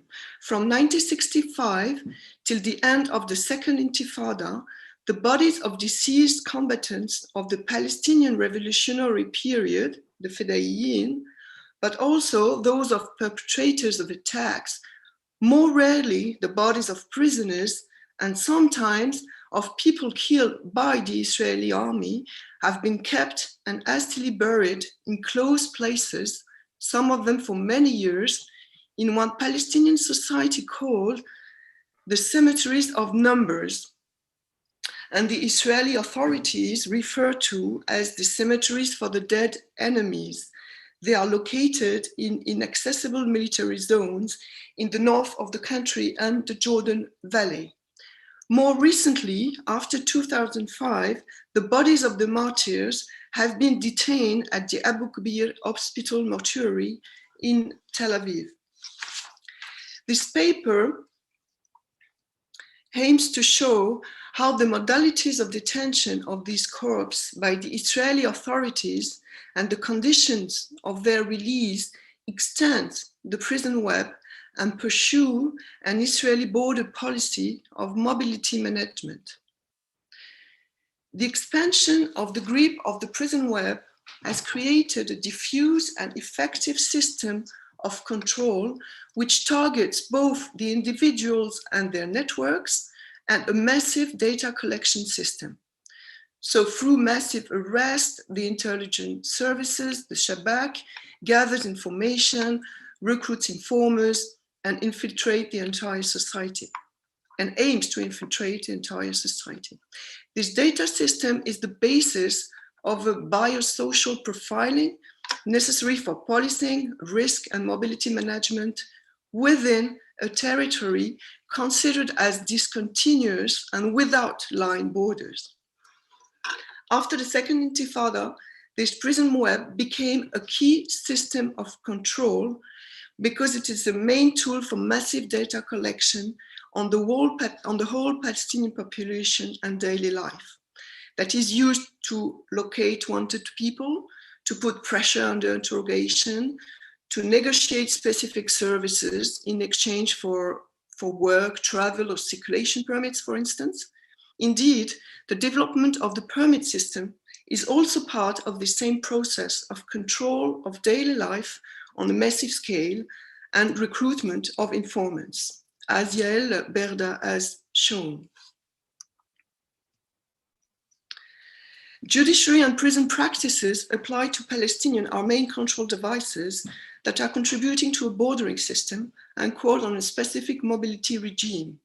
The penal system uses arrest and detention to manage flows and consequently to manage the borders of the nation. Borders, as I said, that are non-linear but have been multiplied, are partly dematerialized, mobile, and networked. Mobility is criminalized, i.e. penalties partly depend on the mobility capacity of the defendant, and it often determines his possibilities of movement once released from jail, and thus it organizes Palestinians' differential capacity of mobility. The citizenship and residential status of Palestinians determine the convictions and lengths of sentences. I cannot really dig into details, but as an example, Palestinians with Israeli citizenship are more heavily punished as they are considered enemies from within, and because they can circulate freely in the Israeli and Palestinian spaces and consequently develop networks and connection. But as citizens, they are in general excluded from political negotiation for their release and from prisoner exchange deals. They are also less subject to administrative detention than residents of the Gaza Strip and the West Bank, and in general are not subject to deportation or travel bans as part or extension of their sentence. Such practices that have been increased for West Bankers and for Gazans with the introduction of the permit system from the mid-1990s onwards. Moreover, Palestinians have different mobility capacities according to their biosocial profiles that further split the movements. It has individualized the border. According to his profile, each one carries his own capacity of movement. Dispersed throughout the territory and within society, the border functions as a data network. So the enhanced hold of security and intelligence services on arrest, imprisonments, and mobility management has increased the use of blacklisting. Added to the major role of intelligence services during investigation, trials, the intelligence services have a significant impact on the penalties and on the mobility of the ex-detainees once released from jail.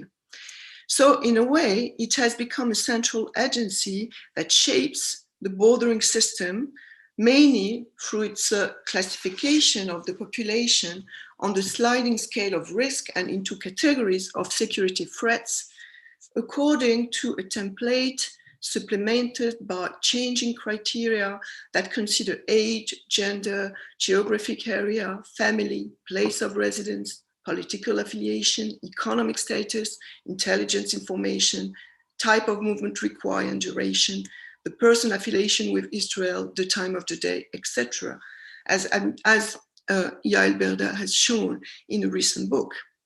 Hence, the permit system ballooned after the Second Intifada into a system that included multiple criteria, expanding to more than 100 types of circulation permits. The modalities of detention of the bodies of Palestinians killed by the army or the police, and the modalities of their release and burials show an extension of the prison web post-mortem that pursues a border policy of managing mobilities. Hence, the mobility regime extends beyond the temporal and bodily limits of life. These bodies are described by the families as detained bodies, muhtajazin, whose return for the longer detention or liberation are hoped for. They are then said to be liberated, muharirin. Since the establishment of the PA, in contrast to previous periods, the families know that the body of their relative is detained. The corpses are therefore more rarely considered as disappeared, mafkudin. Over time, they have been increasingly considered as prisoners of war or political prisoners, asra. The detention of bodies, as well as the brutality of the condition of their retention, keep the deceased in a liminal state, an in-between state between life and death that painfully suspends the time of their loved ones, freezes mourning, as Charbel and Maalouf have shown in the Lebanese case. It instills doubt as to the reality of death. It erases the border between life and death. The absence of the body derealizes death and disorganizes life. These retentions disorganize also the flow of time, the succession of generations for the family. With the outbreak of what was called the small uprising in 2014-2015, the retention of the deceased, which had ceased since the end of the Second Intifada, resumed. A military committee decided to keep the remains of the perpetrators of the new attacks. A number of them were nevertheless returned to the families before and after this decision. These included mostly people who have been killed by the army, by security guards, or by settlers when they posed no threat, though without acknowledging their innocence. During this period of the small uprising, it is indeed estimated that at least 20% of the Palestinians killed at checkpoints or in Jerusalem did not have a knife or a weapon. Several generations of deceased are detained in the cemeteries of numbers or in the morgue in Abu Ghbir. So you can see here in the slide which people are detained where. The motivation that presided over these detentions have been the result of a combination of practices, various tactical intention and negligence, but they have gradually followed more clear political lines. Until the Oslo Accord, the Israeli state considered that it had no Palestinian interlocutor at all to negotiate the return or exchange of corpses. The objective of holding them as bargaining chips, which prevails today, was not at the origin of these detentions in the so-called cemeteries of the dead enemies. Although these bodies were placed outside the law of war, they were from the outset caught up in a warlike logic and endowed with what Catherine Verdery called a political life. Recently, strengthened collective action of families supported by Palestinian and Israeli NGOs has resulted in the fragmented returns of some of the bodies in Jerusalem and the West Bank. This renewed mobilization was fueled by the hope generated by the return of all Lebanese dead to Hezbollah in 2008. There was two kinds of campaign. The national campaign to retrieve war victims and unravel the fate of those missing, which was officially launched in August 2008 by the Jerusalem Legal Aid Center, And it was supported by the Prime Minister, the President, and the Arab League. According to this center, around 300 deceased are still detained in the cemeteries of numbers. At present, the returned bodies are duly identified and a burial certificate mentioning the date, precise location and grave number is sent to the families for those who are currently transferred to those places. But this concern for traceability and the future of these dead dates back to a decade only. Many of the dead have disappeared and are declared missing when the authorities, the Israeli authorities, are unable to locate them. With the renewal of the detention of the corpse from 2015 onwards, the cause split into two, that of the cemetery of numbers around the Jerusalem center, and that of the detainees in the morgue called Talajet since the small uprising. So families, in this case, families, many of them Jerusalemites, organized themselves collectively and they separated their requests from the cemeteries of numbers because the bodies held there for a longer period of time require more complex DNA identification and location procedures. So they formed a committee of the families of the martyr, coordinated by the lawyer Mohammed Al-Ayan, and who took the head of a popular campaign to find the body of the martyr. They wanted, in fact, to avoid the transfer to the cemeteries of the numbers, calling for human rights, respect for the dignity of the dead, and pleading at the national and international level. The possibility of holding bargaining ships to retrieve the bodies of Israeli soldiers and advance political objectives has indeed over time become the major reason openly acknowledged by Israeli authorities to hold Palestinian bodies. Other reasons are collective punishment that might deter and pressure families and beyond pressure political representatives.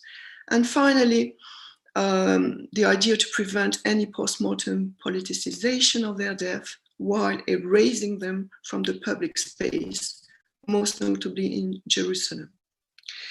This can be shown in the return of the bodies, for instance, to the PA, into 91 bodies in May 2012, that were coined as decision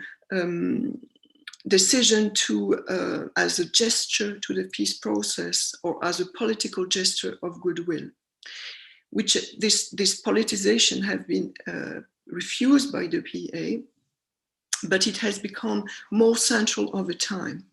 And it's even more clear in the framework of the negotiation with Hamas and the issue of the prisoner exchanges and political agreements concerning the Gaza Strip. This political line has been officially motivated first by the kidnapping of the soldier Gilad Shalit in 2006, though no corpses were released when he was freed in the exchange for 1,027 Palestinian detainees in 2011.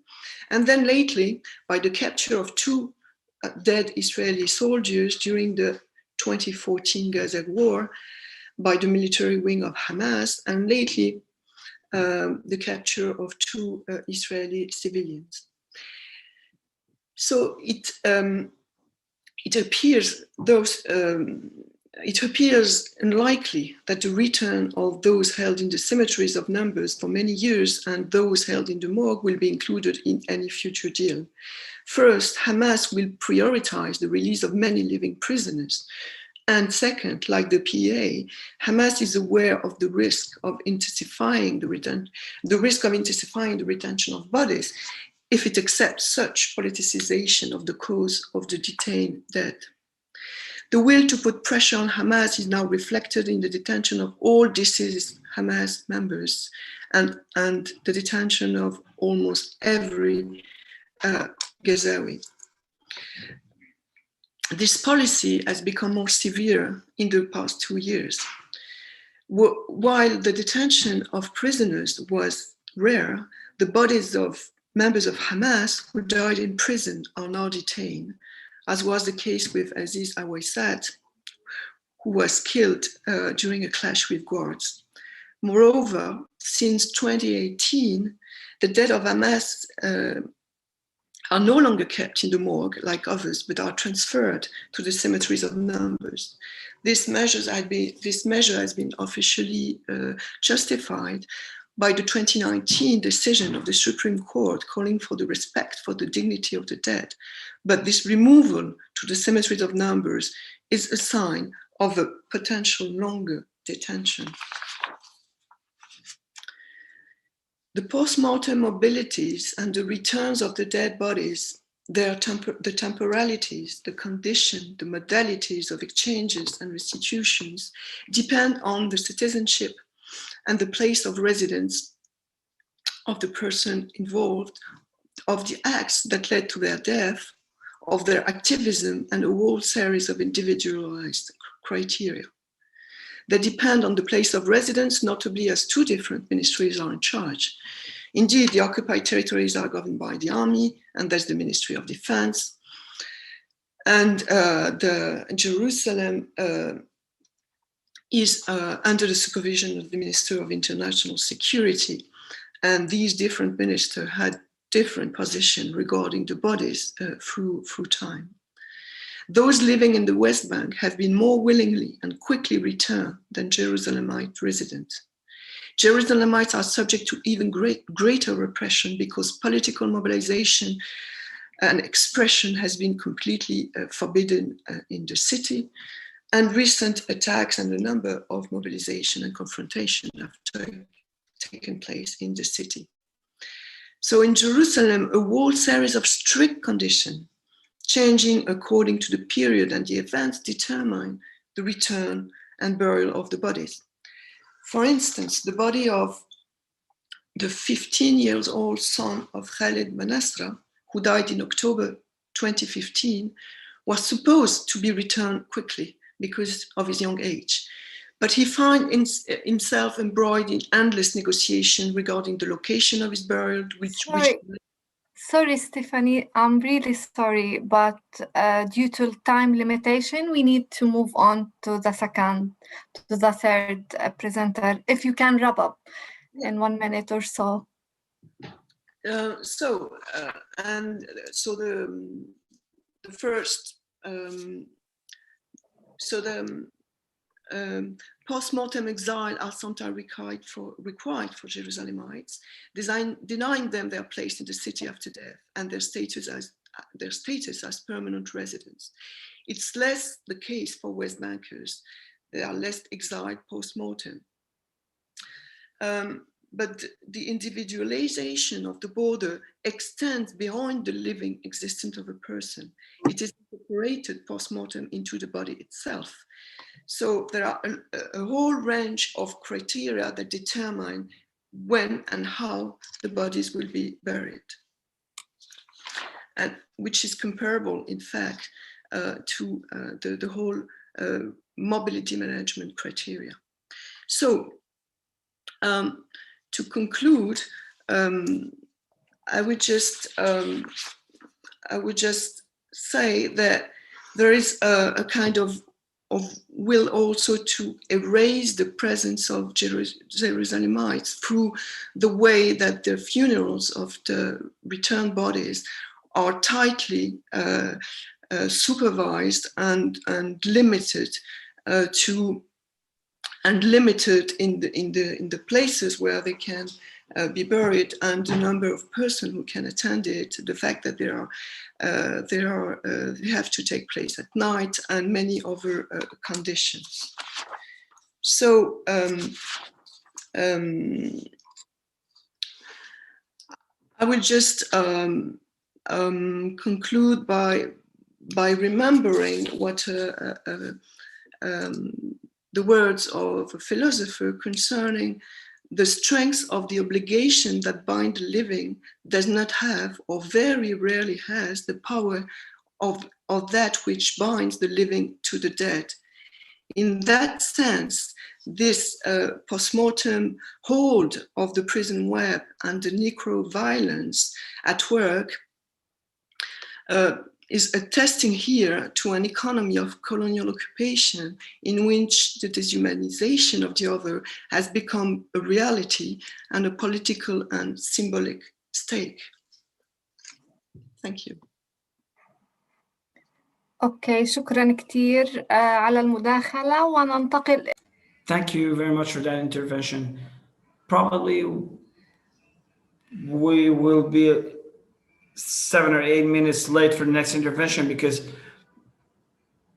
the previous technical issues made us a little bit late. So that's just a notice for you to take into account. Now we move to Hassan Fatafta, who will speak about the social and psychological impacts of imprisonment of the father upon children.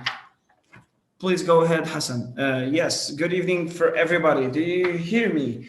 Yes, we can hear you. So good evening, everybody. To all of you here, before I jump into my presentation about the impacts of imprisonment of the father and the children, I would like to point out to some elements of my personal experience.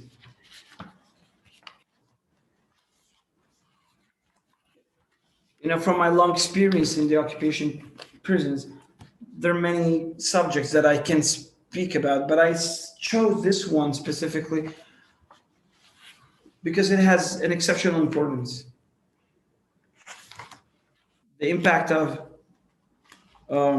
imprisonment of the father upon children is something that also concerns me personally.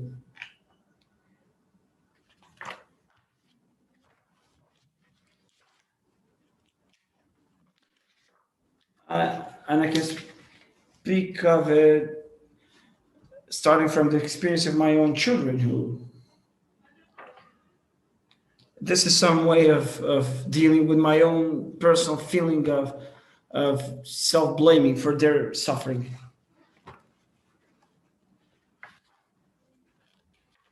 As Jan said in her presentation of me, I was arrested many times. The last time was the longest, but then there were many administrative detentions, which meant that every 6 months or so, my detention was renewed. And that was a special experience repeatedly upon my children too. Now, this is not something that concerns me personally. This is something that concerns a lot of Palestinians, but I speak of it starting from my personal experience. Can you hear me? Yes. So from my personal experience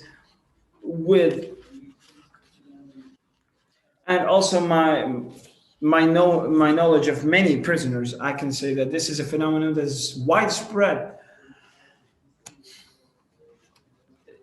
including the impacts on children.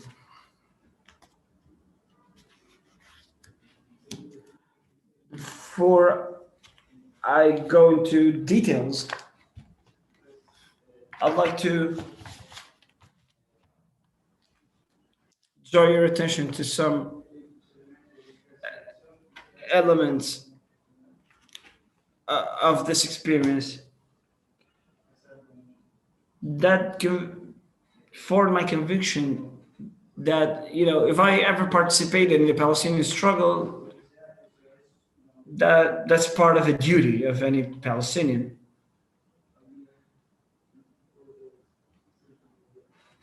But there was always, I always tried to make some kind of balance between my social life and the impact on those surrounding me, and, you know, this duty that I felt I had. Unfortunately, I wasn't successful, very successful in that. You know, especially if you go to far extents in participating in the struggle, it's difficult to keep a balance. Most of the time, my concern was more, you know, in my political activism more than in my family life. and the price that was paid was doubled for my children. So that's my first point. Secondly, before my last imprisonment that lasted for almost 18 years, that ended only 4 months ago, I tried to make a comparison between that and the previous arrest. And I published it, through the Department of Children Affairs in the Ministry of the Palestinian Ministry of Prisoners.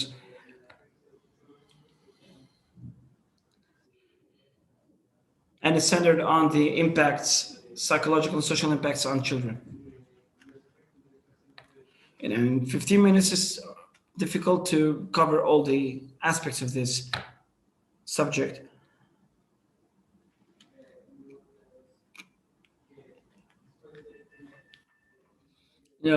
After I proposed this subject for this conference, I had the idea and I have the will now to make a holistic study about this question.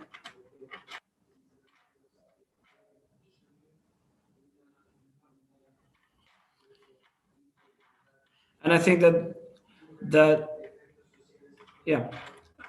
I think that the ones who can express and determine more the impact on the family are the children and, the family members themselves. So I'd like to interview some of them.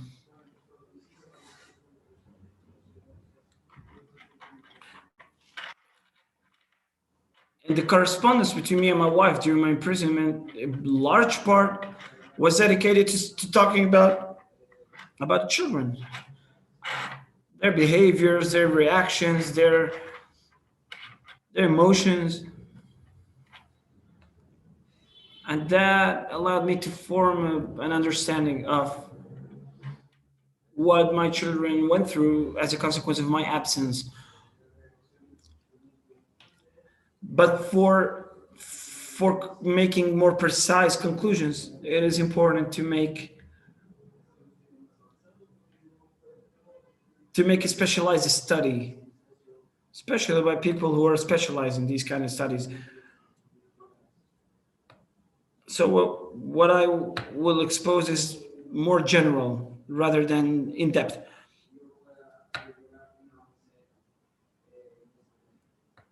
As time is limited, I'll go directly to the points that I want to expose today.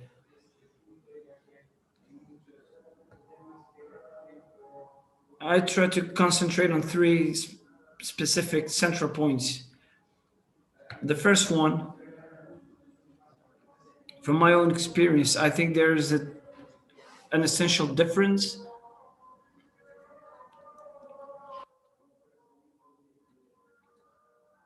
between a long continuous imprisonment and short repetitive imprisonment of the father, especially that there are fathers who were like prisoners who were fathers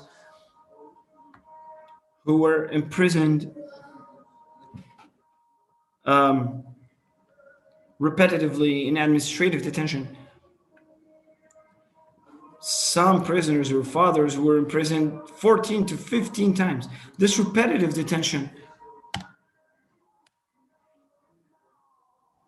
where they are detained, released, and then retained, re-retained, and extended retentions, etc. Some might think that this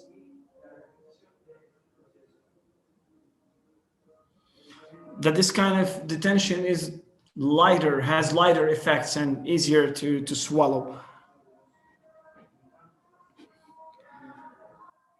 And its impacts on the family, which could be relatively true. However, from my experience with many prisoners, and knowing them and their children too, some of whom are young men today, repetitive short detentions in many times have psychological, behavioral, and social effects on children that are heavier, more important for many reasons. First, because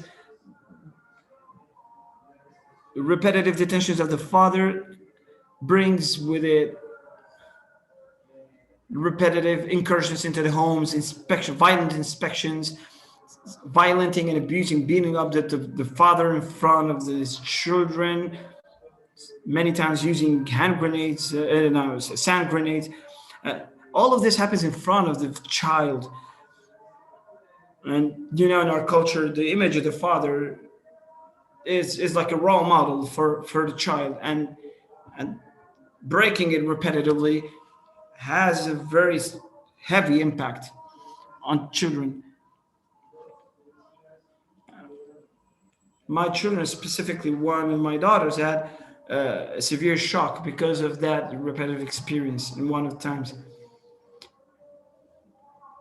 The second reason is that when your father lives for a short period with you and then goes absent, during this period, the child begins to look for new references and build relations to them.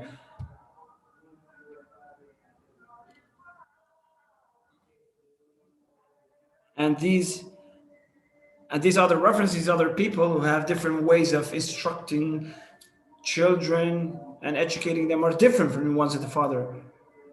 The uncle, the grandfather might intervene.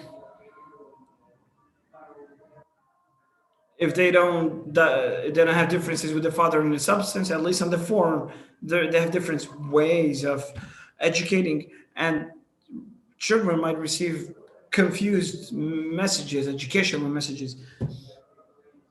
And as a result of these contradictions, the child goes through a confusion and loss of security and self-confidence.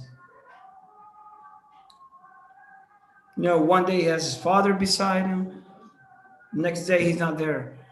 And that produces an emotional instability. In the same context,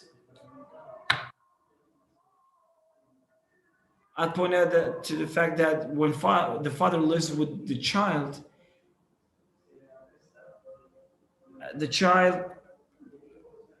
develops a special attachment to the father.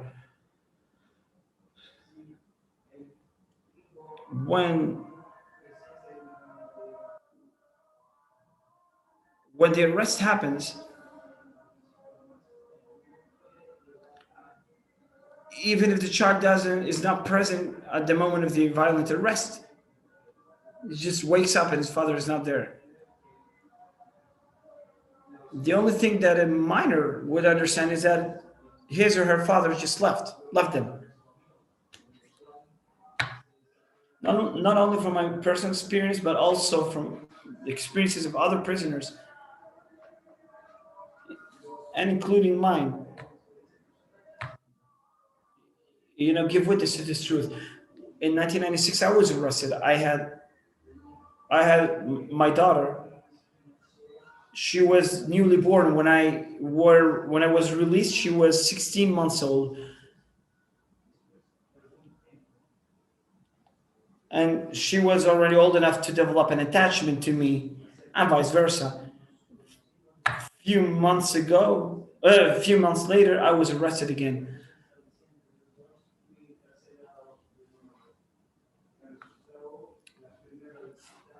The first visit she was able to make with her mother to me in prison, the whole visit I tried to talk to her and she wouldn't respond. She would just look at me in a confused and angry way, despite all my attempts to talk to her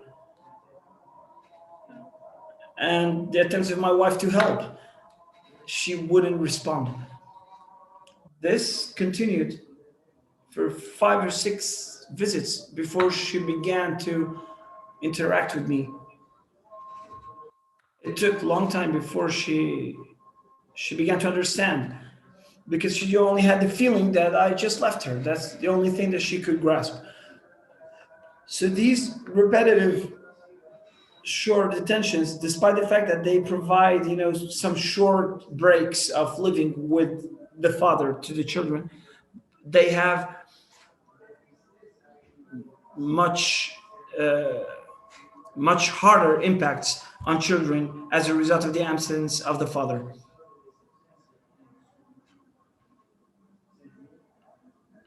Some of these impacts and some of these effects could be visible. Some of them are much deeper and they need specialized people to deal with them.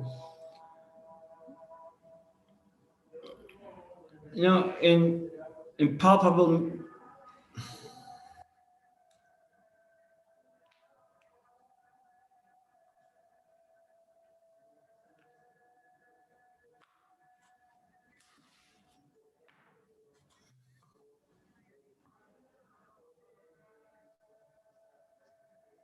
Yeah, so for a limitation of time, could you wrap up in 1 minute? Yeah, sure, I'll try. I'm very sorry. Yeah, I try just to wrap up with one brief point. And the difference between different types of imprisonment. This is concerning visits and the opportunity of contact between the prisoners and their children.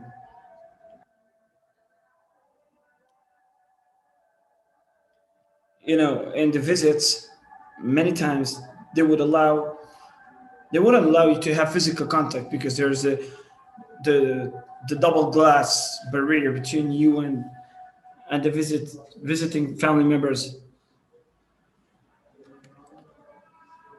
One of the prisoners, in the first visit of his child, the child was very enthusiastic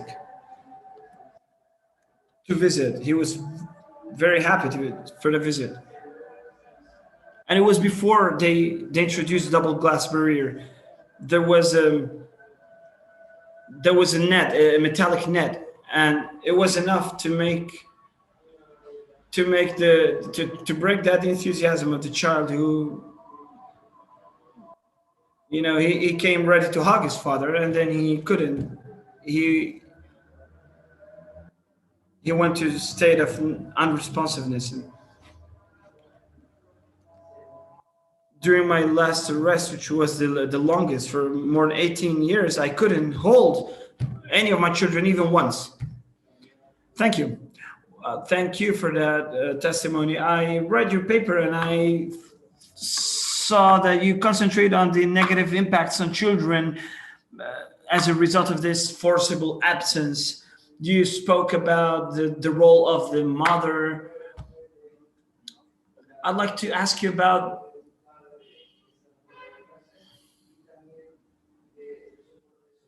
the impact on the fathers themselves. I mean, because the positive impacts, like how is the absence of the father because of political reasons impact the consciousness and the development of consciousness of children and make them maybe follow the steps of their fathers? Because in some interviews that I conducted with some hunger striking prisoners, I noticed that many times children had a role in encouraging their fathers. Abdelrazak Faraj, one prisoner, told me that the lawyer once brought him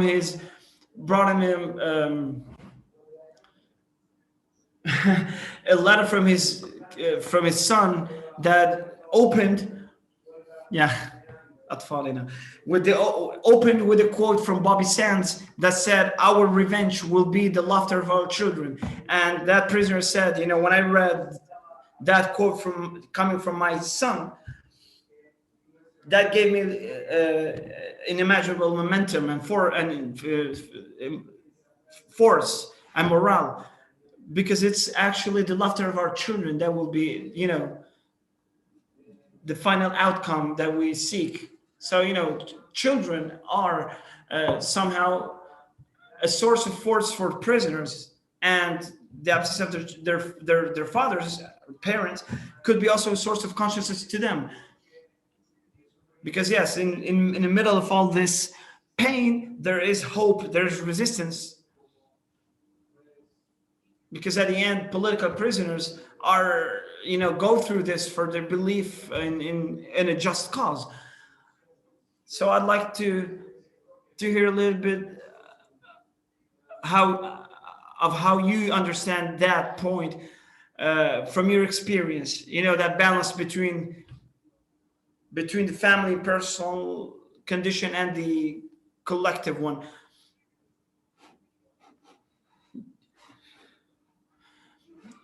Because this relation, this interaction between both spaces is important to preserving the Palestinian identity. In our case, as Walid Daqqa, that would prevent the political extermination. Yes, I'd say that, yes, in my paper, I focused on the negative impact on the children. I focus on that because that's the title of my paper, but it doesn't deny what you just said. There are some positive results interchanged, for children and for parents.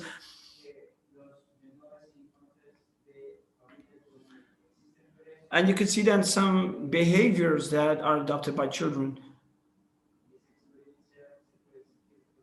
And you can see it visibly in many children. And that's very different than the case of criminal detainees. At some point, children began to boast about their fathers being, political activists and strugglers. That could happen. I mean, that could give children a very early political consciousness. However, as you said, I was more focused on the negative impact because my paper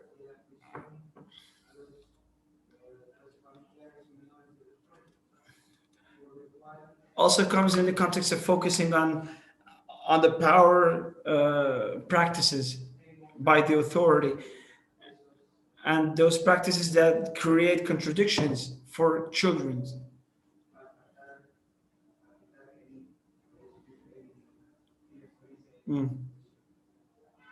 Because many children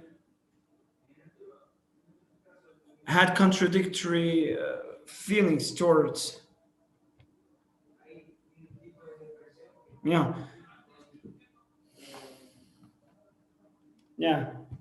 In many cases, parents who, after they were released, took very negative attitudes and ways in their political life that create actually contradictory feelings in their children, who at some point views their parents as, some kind of heroes, political activists, and then they become conscious of the new ways that they had that go apart from the image they had about them.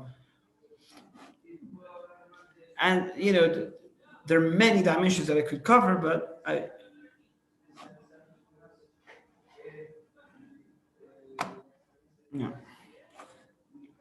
So, the time is limited, and I hope that at least where I focus, I shed some light.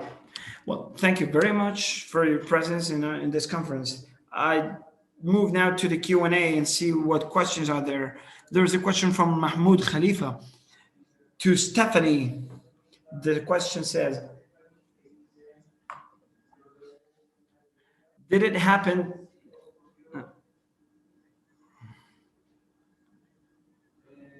Yeah, did it happen anywhere else than Palestine, where bodies were retained in versions of number cemeteries of numbers or in morgues?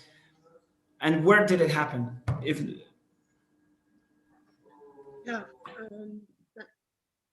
Thank you for the question. Yes, in fact, it happened a lot in Latin America, in South America during the dictatorships. You have, and also during like kind of civil conflicts in Latin America, you have a lot of works that have been done on Peru, on Argentina, on Chile, showing this kind of detention, though it's a little bit different.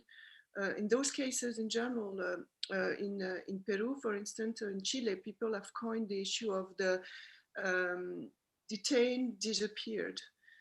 Because people in general disappeared after being prisoners. So and the bodies have been retained.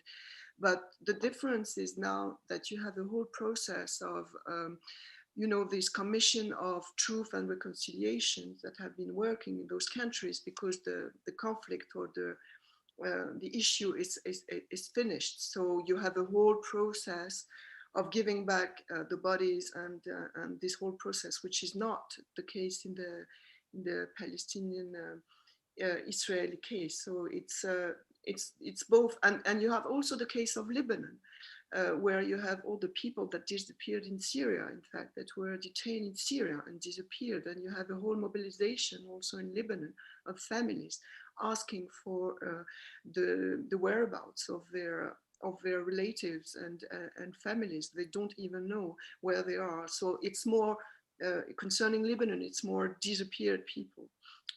So each case is different, but yes, you have this kind of terrible common perspective of authoritarian regime, and in this case of the colonial regime in Israel. اوكي في عندي I have a comment from Mahmoud Khalifa, a sequel to his previous question to Stephanie. Yeah, just for information, the national campaign for recuperating the bodies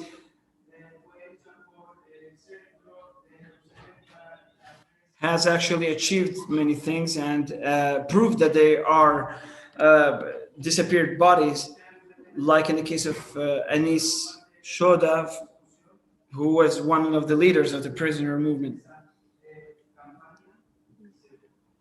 Yeah, indeed.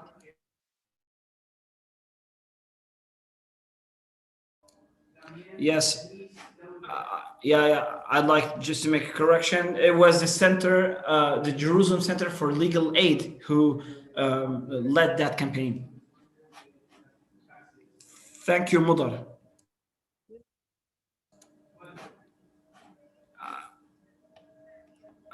Well, do I have time to make a question to Sophie? Or should we just move to the second session? Well, for time limitations, let's move to the next session. And thank you to all panelists. Okay, I'll send her my question later. Thank you all, and we move to our next session.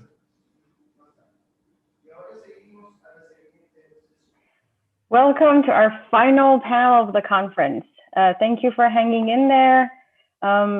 Apologies for the 15-minute delay. So this panel is titled Race, Gender, and Sexuality. I am Leila Zanouzi, PhD candidate in Global Studies at UC Santa Barbara. A few notes for our panelists and our audience members. To our presenters, please talk slowly as our interpreters will need some time to translate your words. And please use presentation mode so we can see your slides full screen, if you have any slides, that is. And please keep your talk to 15-minute allotted time. So we couldn't add Arabic to the list of languages, so please, to hear the panel in Arabic, click on Japanese at the bottom of the Zoom platform. Please also make sure to mute original language to hear the translation in the designated language. This conference is live streamed on Facebook, YouTube, Facebook and YouTube in Arabic, English, and Spanish. And for questions, please inform the audience to write in the Q&A designated bar and not in the chat section. I know some panelists will have to post their questions in the chat because we can't really have access to the Q&A. But audience members, please feel free to use the Q&A button. So this panel, we will hear from Carol Fata, Alicia Alonso, and Chloe Constant. You can read their full bios on our program in English, Spanish, and Arabic, but here are their shortened bios. Carol Fata, her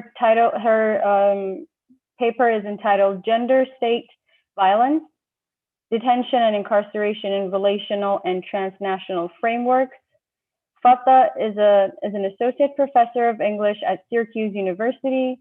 Her current book project is titled Carceral States and Dissident Citizenships, Narratives of Resistance in an Age of Terror.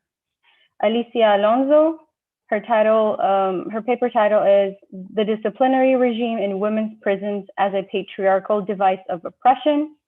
Alonso is a lawyer with expertise in gender theory, prison industrial complex, and human rights. She received her JD at the University of Buenos Aires in Argentina, and her master's in European Studies and Human Rights from the Pontifical University de Salamanca in Spain. And last but not least, Chloe Constant, Post-Carceral Precarity, a Critique of Social Reintegration based on the experiences of trans women in Mexico City. Constant received her doctorate in sociology from the Institute of Higher Studies in Latin America and at the University of Sorbonne Nouvelle Paris 3. Constant is a professor and researcher in the Department of Latin American Social Scientists in Mexico and the academic coordinator for the Masters of Human Rights and Democracy within the same house of study. Dr. Fata, the floor is yours. شكرا ليلى وشكرا للجميع والمنظمين المؤتمر والحضور. Lillian, and thank you all. English attendees. And let me just share my slide here quickly. Hopefully this will work.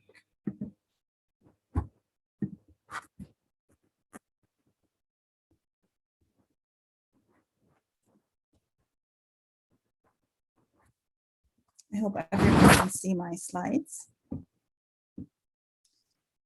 So this presentation is drawn from my broader book project, as Leila mentioned, titled Carceral States, Dissident Citizenships, Arab and Muslim Narratives in an Age of Terror, which captures by looking at diverse genres, including literary texts, films, testimonials, and legal and historical documents, the experiences of incarcerated Arabs and Muslims in extra-legal incarceration sites within and outside the US in relation to the so-called global war on terror and other connected geopolitical Middle Eastern sites, including Lebanon, Palestine, and Israel. So collectively, these texts comprise an archive that challenges state discourses and policies on so-called, Arab terrorism or Muslim extremism in national, transnational, and global contexts.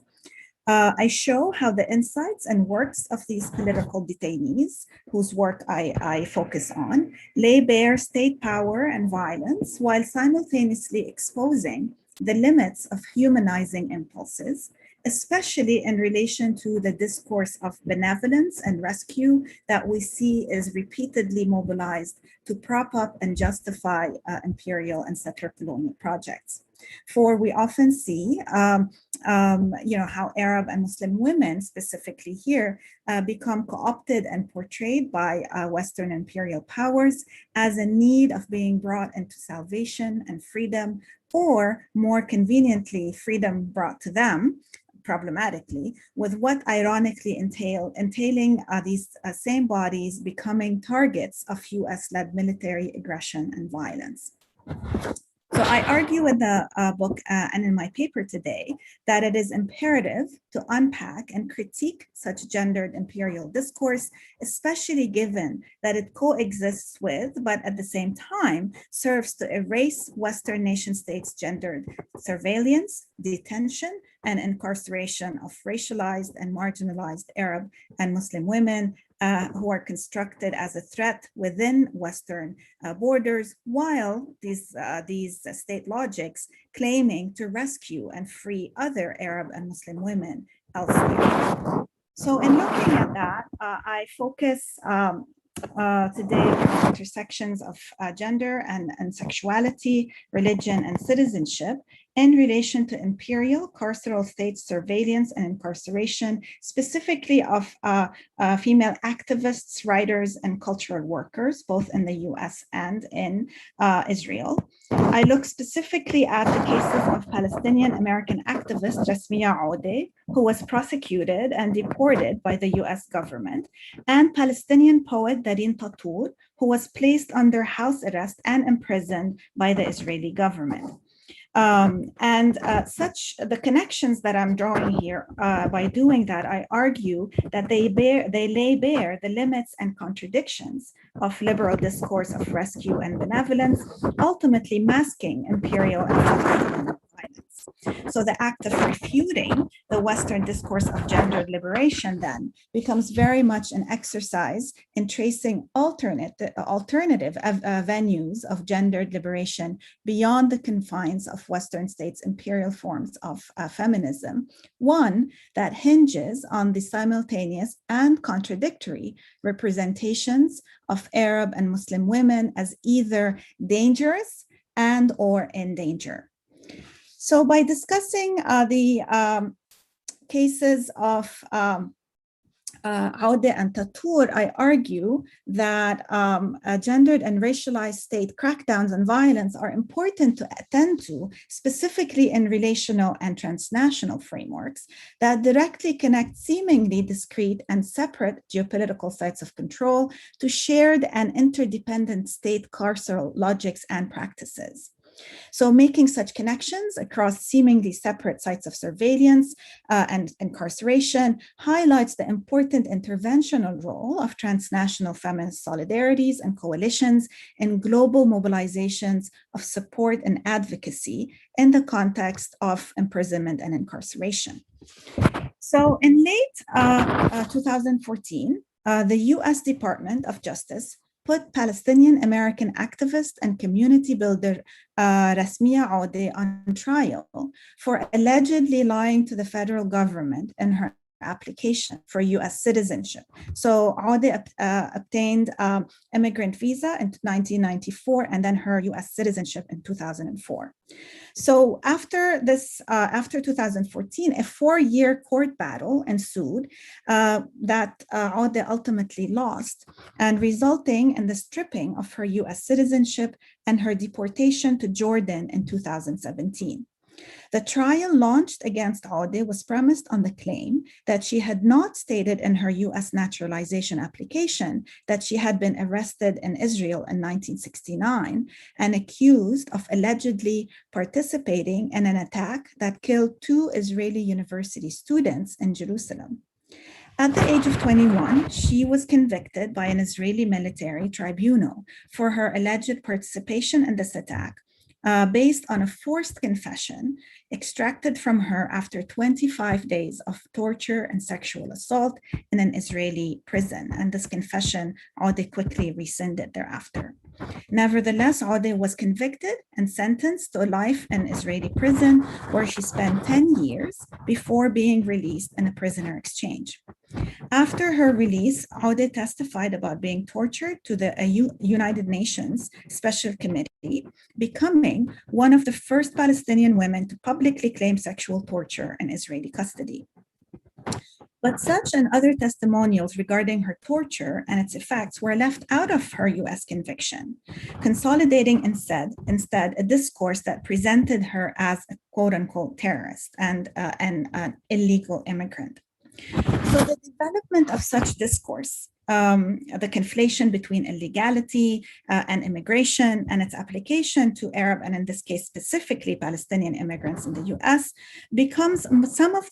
has become one of the main cornerstones for criminalizing immigration, or certain immigrant bodies rather than others, and presenting violent and punitive state responses, seemingly all the more they presented as justifiable. Ironically, then, while the logics of US empire is keen on supposedly rescuing the Arab and Muslim women over there from oppressive regimes, these same structures of so-called support, ironically, but also tellingly, are not deemed relevant in the case of the gendered, racialized Arab bodies within the US imperial state. So Aude's work as a community activist is important to consider here. Feminist scholars, including Nadine Naber and Noura Arakat, they highlight Aude's engagement in the Chicago-based Arab American Action Network, specifically the Arab Women's Committee, which provided services to immigrant and refugee women, primarily from the Arab world and also primarily from working class backgrounds. So this committee was conceived of as a safe space for women to share intimate stories from within their homes, and how they worked with this committee. And in fact, in 2018, the Arab Women's Committee published a collection of essays and personal narratives written by Arab women about their lives in Chicago. And Rasmia Aude wrote the introduction to this collection, where she traces and discusses her investment in building such a network of support for and with Arab women living in Chicago. And this is part of that introduction. I'm not going to read all of it, but we can see here her investment in organizing and activating this space as a safe space and place of activism for women in the community, providing training and workshop. So what this statement and the collection of essays highlights as a whole is a commitment to Arab women's empowerment that supersedes the rhetoric of rescue and benevolence and challenges assimilationist pressures imposed on US immigrant and refugee communities. So prompting the language of empowerment pervading Rasmia's introduction, as well as the narratives of the Arab women featured in the collection, is a dissenting approach that refuses to adhere to patriarchal and imperial expectations. So it is not accidental then, given these activist commitments, that Aude's own naturalization and US citizenship came to be questioned, particularly given that her work squarely seeks to move the role of immigrant and refugee Arab women outside the frameworks of the victim and the oppressed to that of mobilizers of dissent, change, and justice. I have more to say here about the case herself and her prosecution, but maybe we'll talk about that in the Q&A session. Yes, apologies, 5 minutes. Yes, thank you. So her prosecution, just to say quickly that it builds on longer history of persecuting and criminalizing political critique, dissidents, and activism in the Arab community, as well as the activism of long history of radicalism by non-Arab Americans. So of course, the well-known African-American political dissident and feminist activist Angela Davis quickly came to Aude's defense and was very much involved in the Justice for Rasmia campaign. So she was a big proponent, and she also drew connections between the prosecution of Rasmia Aude and the prior prosecutions and Aude's involvement in the success of the BDS boycott, sanctions, and divestment campaign, I think your paper hits your microphone a little bit and makes a little bit of scratching sound. Sorry. Okay. Thanks. Thank you. Angela Davis notes that this case, Rasmia Aude's case, reeks of political payback, given Rasmia's investments in BDS and other actions, as well as prior Arab American political activism. So this last statement compels us to consider not merely how Arab and Muslim women become included in this so-called terrorist category, but more importantly, to which women do these categories extend and why, or which women remain categorized as helpless and in need of Western rescue and benevolence. And such questions overturn any supposed investment in grand gestures of US gendered benevolence, and at the same time lays bare the continuities and the logics of settler colonialism across the boundaries of the US and Israel.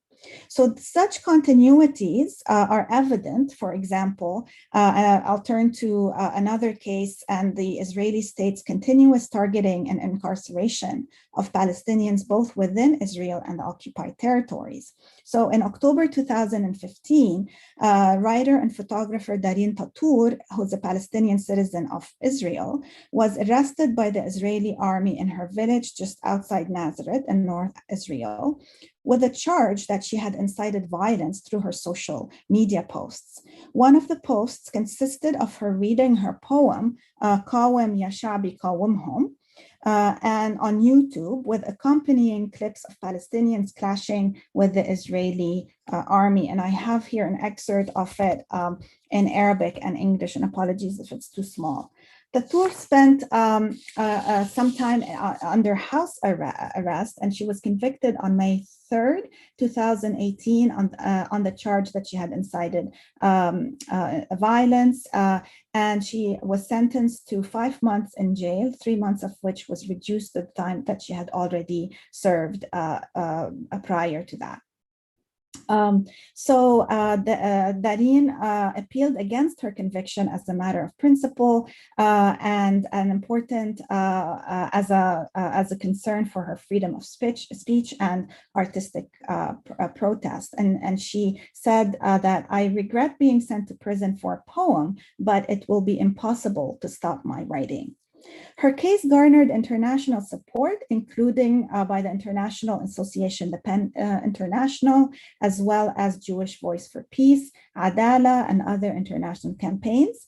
Her poem premises resistance on a solid base of dissent and refusal to cave into the consistent eradication of Palestinian identity. I have more to say about this poem and her form of resistance, but I'll skip this part to say that these articulations of dissent have implications on developing critical knowledges of gender as they intersect with race, religion, nationality, and citizenship and transnational resistance movements against imperial and settler colonial violence, producing articulations of agency as explored within complex and multifaceted feminist frameworks, drawing a direct line between and among different racialized communities and the forces of disempowerment and alienation that they are subjected to similarly, but often with different effects and consequences. As subjects that defy US imperial and Israeli settler colonial military projects, both Tatour and Ode offer models of resistance that trouble the logics of benevolence and empathy and replace them with dissident forms of resistance. These stances and formulations inform feminist radicalism and resistance rather than stances of empathy, asserting the multiplicity, complexity, and fluidity of Arab and specifically here Palestinian liberation movements in the service of justice and true change. Thank you. Thank you so much. Now we have Alicia Alonso.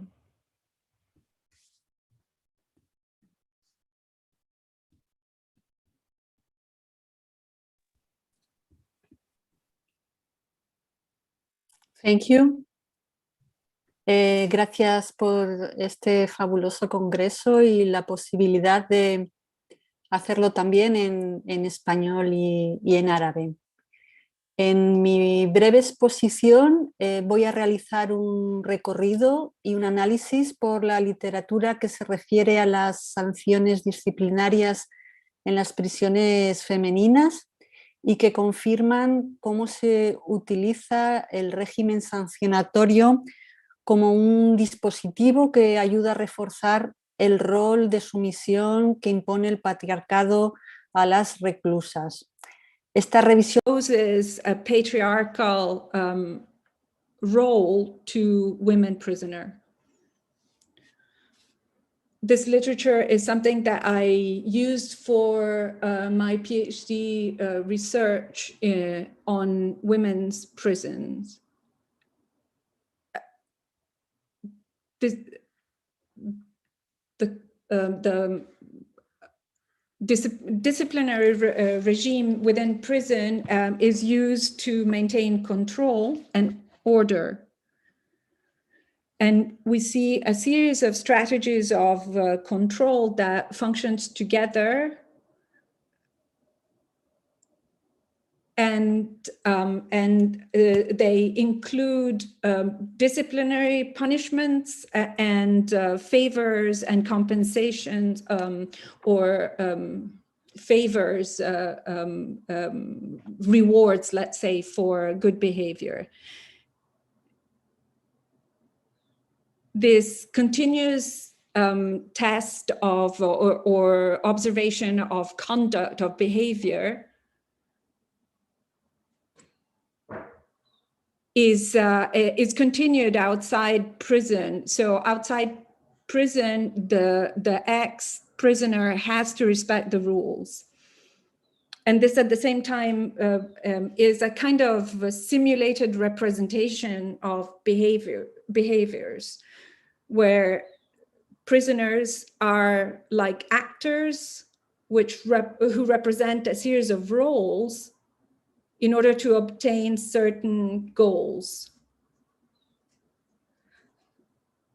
Survival and in a place like a prison is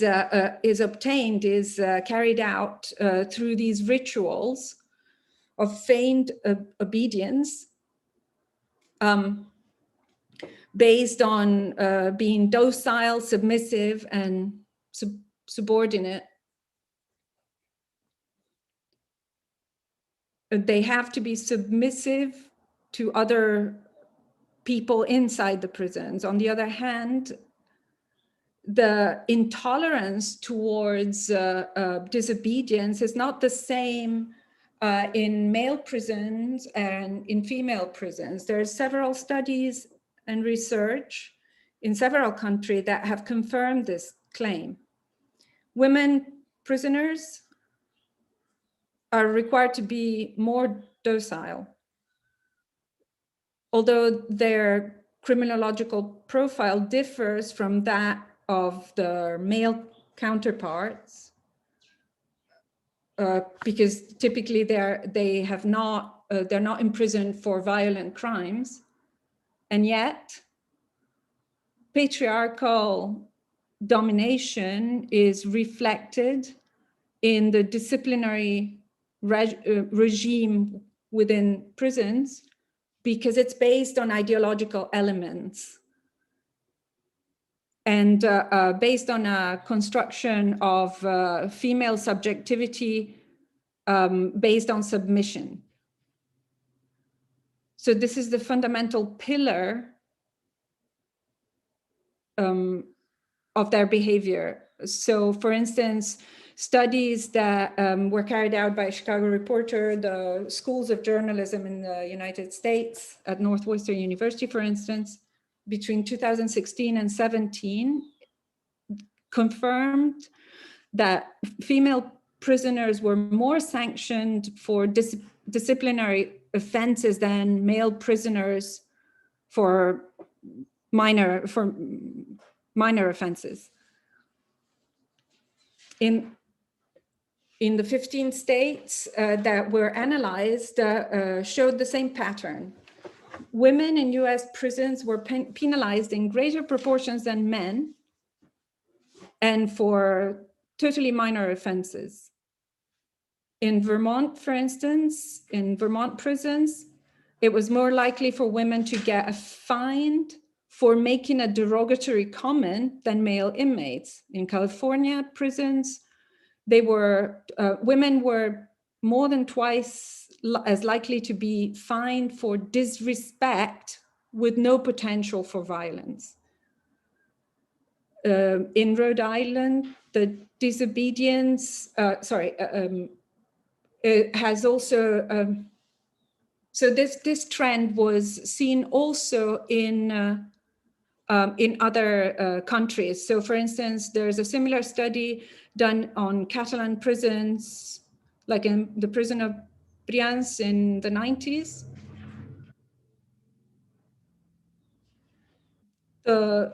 guards were less tolerant to disobedience for female prisoners than males. Although the female prisoners were less violent than male prisoners, they got many more punishments for minor offenses. So the prison authority is clearly not prepared to face any form of resistance from inmates, from female inmates, which are clearly less violent. In the Spanish state, other studies between 2010 and 11, and then in 2018, other studies obtained the same data and results and conclusions. There was a higher percentage of isolation in comparison between women and men. And this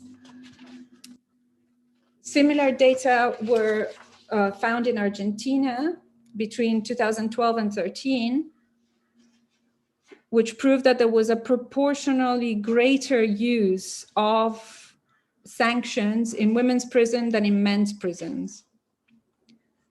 Other findings were also presented as relevant.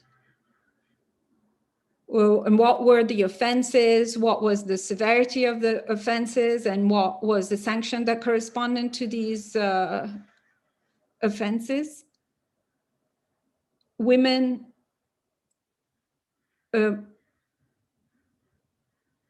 appeal much less the disciplinary sanctions than men because this society expects women to obey. And if they resist the female guards' orders, they are severely punished. In the 50s and 60s, there were other studies carried out in Illinois. The findings were that 3 were the main offenses: talking too loudly, disrespect personnel, and coming late to any collective appointment. So this was not ladylike behavior, or sometimes they were punished for eating too much or too little. Behaviors that we would certainly find ridiculous. In Latin America, in female prisons in the 1990s, the offenses for which women prisoners were punished had to do more with attitudes that were against the traditional roles of women in society. Lesbian behavior, obscene attitudes or vocabulary against other inmates or guards. Other studies in the 60s had the same result, showed the same results, was that the behavior expected from female prisoners was expected to be proper, and the standards of cleanliness were particularly taken into account. So these regulations is converting adult women as in beings that are totally dependent from the female guards, as if it was a concentration camp where the rules are designed to generate feelings of childlike dependency in the inmates. You have 5 minutes.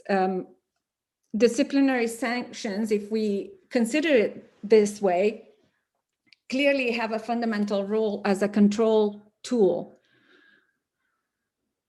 And these aim to control and discipline and turn these women into good women, so to speak. And they use submission, subordination, fear to maintain order through this hierarchy and this vertical, this vertical hierarchy. There are three justifications for this type of punishment. One, it's the idea that it's an example for the others, maintaining order. And the third would be a kind of readaptation. This permanent control, in fact, erodes one's own self-esteem, where a minimum gesture of freedom and autonomy becomes a transgression against this patriarchal structure. And so in order to conclude, the disciplinary regime neutralizes resistance and rewards subordination, submission, and ends up polarizing and reinforcing the patriarchal dichotomies between good and bad women, those that behave well and those that do not and disobey orders. So in female prisons, maintaining the order reinforces these gender mandated roles through the disciplinary regime. Thank you very much. Thank you so much. And last but not least, we'll have Chloé Constant. Gracias. Buenas tardes también, como Alicia, agradezco mucho la... Thank you very much for the invitation. Now I'm gonna be talking about the post-prison precariousness, a critique of the principal social reintegration based on the experience of trans women in Mexico City. So this social reintegration constitutes the official reason for being the contemporary prison, and as such is reflected on the website of the Undersecretariat of Penitentiary System of the Government of Mexico. Pues the claim announced by the prison system of the capital government, where over 25,000 people are currently deprived of poverty, undoubtedly constitutes a utopia for those of us who know the reality of the daily life in Mexico City prisons, and particularly those who don't have certification ACA 5, nor are they high security. Several recent works in Latin America have highlighted the failure of social reintegration from disciplines such as law, anthropology, and the works with abolitionist approach that have been carried out, since the social science also rely, among other arguments, on evidence of failure such as recidivism rates. 45% of those women who are free right now, they're reincident. So we're going to talk about, we're going to expose some of the cases about the living conditions of some trans women released from a prison in Mexico City, and the precariousness we all know in the social, economic, and labor aspects as a contribution to critical studies on the prison system and the principle of social integration. So in Mexico City, currently, 464 people are deprived from liberty and are organized as a LGBTTI. The men's centers house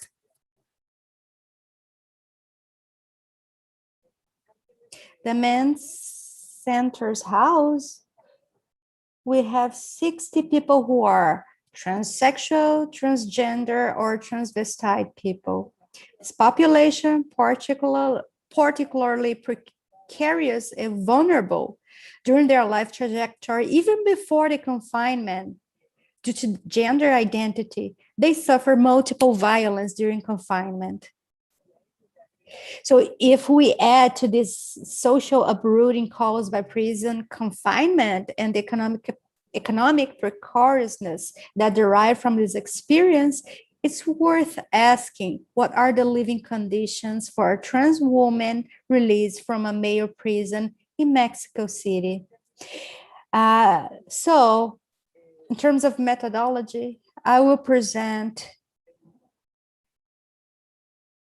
information from an interview that I conducted that was conducted in 2018 and 2019. And I'd like to present this questionnaire that was self-administered by 13 released persons. So the first thing that I'd like to talk about is the social demographic profile. They are between 29 and 68 years old. Oh, sorry, most of them are from 40 to 49 years old. And then, in order to point out each situation that we have here, so we asked them how many times they had been sent to a prison and how long they stay there. But that was asked only about the last time that they went to jail. As you can see in this chart, most of people have been sent to jail only once. 6 women were sent over once, and 3 were sent to jail for over 3 times. And in the second table, we have the duration, last time that they were sent to jail. And 2 people were sent to jail and they stayed there for only 1 month, which is just a preventive incarceration, which let us know that it was a preventive incarceration. And this long period in the jail, it's not most of the cases. So if they were sentenced or no, 3 of them spent from 2 to 10 years in jail, and 2 of them spent over 10 years in jail. I also showed that in another opportunity that the family violence that they live, the trans women, when they are children or young women, they have a big impact in this whole scenario. So now I'm going to focus on the support on these women who were set free. Incarceration, we know, have some interventions that had been mentioned before. Some studies have documented and analyzed how visits and the social connections when they are sent to jail, they're very different if you compare men and women. So the studies highlight that incarcerated cisgender women are abandoned by their partners, and those who visit them more frequently are their daughters or their mother. What about trans women though? Their testimonies indicate that they have received very little or no visitors during their time in prison. For them, visiting days are not synonyms with reunion or sharing with family or friends. This absence of visits have varied implications that include social isolation, material precariousness, low self-esteem, and depression. The weakening of the family relationship or the break with the family may have occurred prior to the confinement, or it may be the result of the social disqualification that confinement implies. However, family rejection is usually a reality for many trans women from an early age. This rejection is particularly problematic when we consider that the family constitutes a structure of support, care, and solidarity, which works precisely in place with little state social protection, as in the case of Mexico, allowing face different types of situations, such as unemployment, or more critical situations, such as confinement and social and material precariousness that imprisonment implies a posteriori. And in the table number 5 here, we can see the majority of these surveyed do have contact their family, but maybe they have not received the support. So we can see the time that they have contact with family. It's different from people to people, but then at the moment in which they stop talking to the family, that started when they were really young. Here we see in this table that approximately half of people answer that they count on some support. And here we can see the types of support and how those connections are created.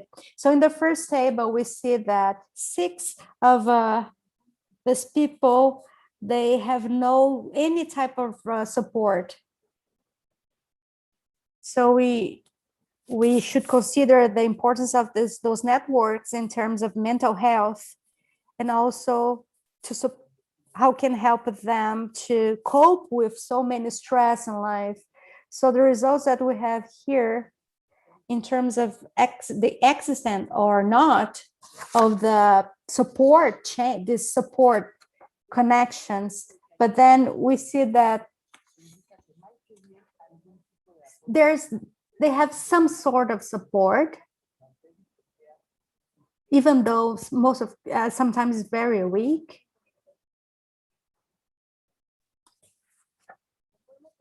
As you can see in this table, the trans women who are set free, they can count on some people and some groups to have some support. So we have some sort of support, as you can see, family, friendship, social insertion, and civil association, and others. And for instance, we have some social help, like food, and what I call the social support.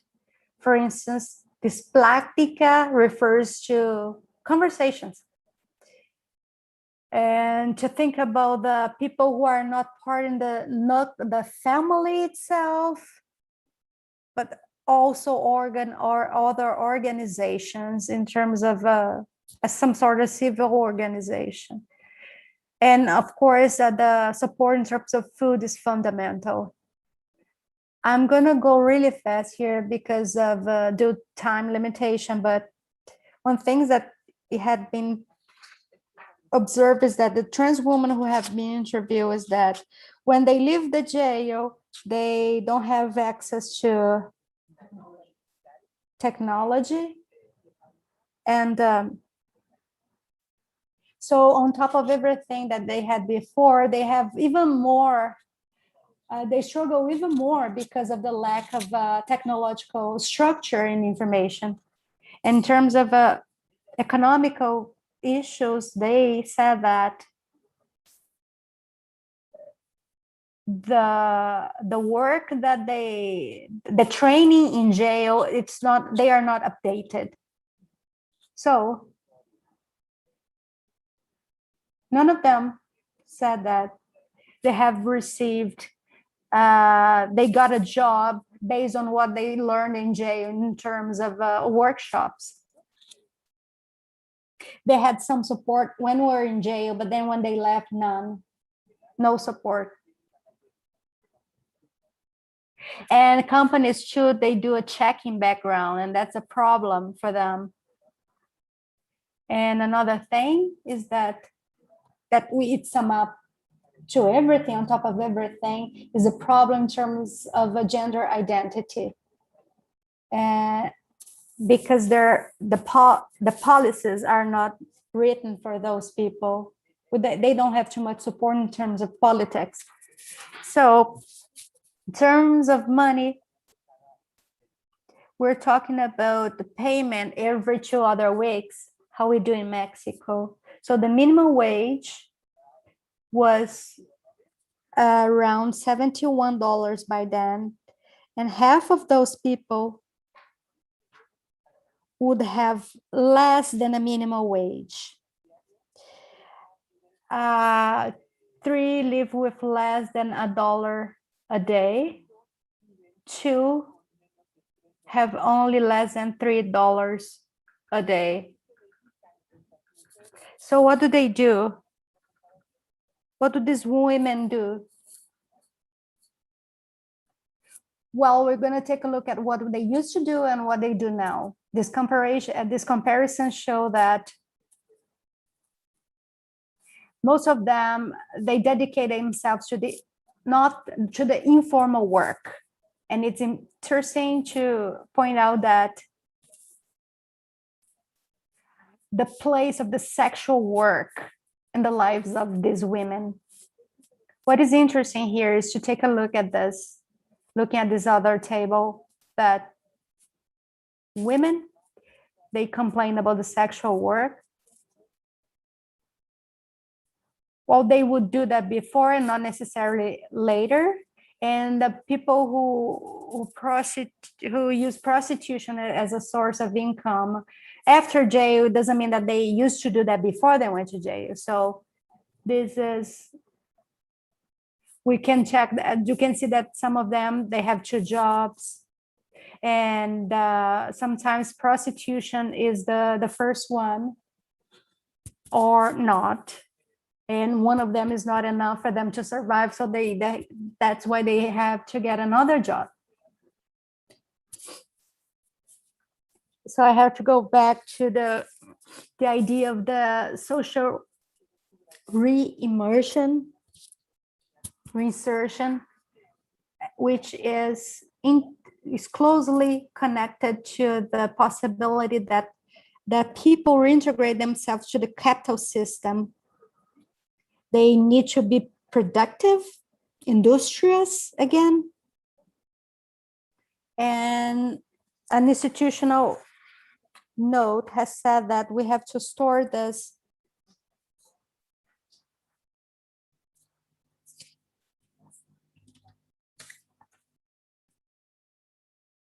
so en lugar esas mujeres.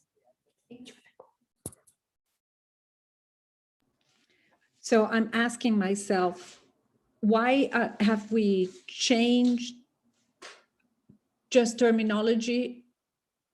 Or actually, why haven't we changed terminology and continue to refer to prison as a place of social rehabilitation, whereas it's a continuation of a capitalist system and not rehabilitative? Thank you. Thank you very much. She is speaking. Open up their videos so that we can begin the Q&A session. So we have a question from Mahmoud Khalifa. I will read it in English. You have access to the Arabic, and I'm hoping our interpreters can interpret it in Spanish. So this question is addressed to Alicia. Thank you for your talk on the regime of control and subjugation. from my side, I'd also relate it to colonial violence against Palestinian women. The colonial authorities target women's honor, sexual harassment, for instance, as a tool, and it's unfortunately a strong weapon. Alicia, do you have any comments on the interlinkages and the global interlinkages between your topic and the Palestinian struggle?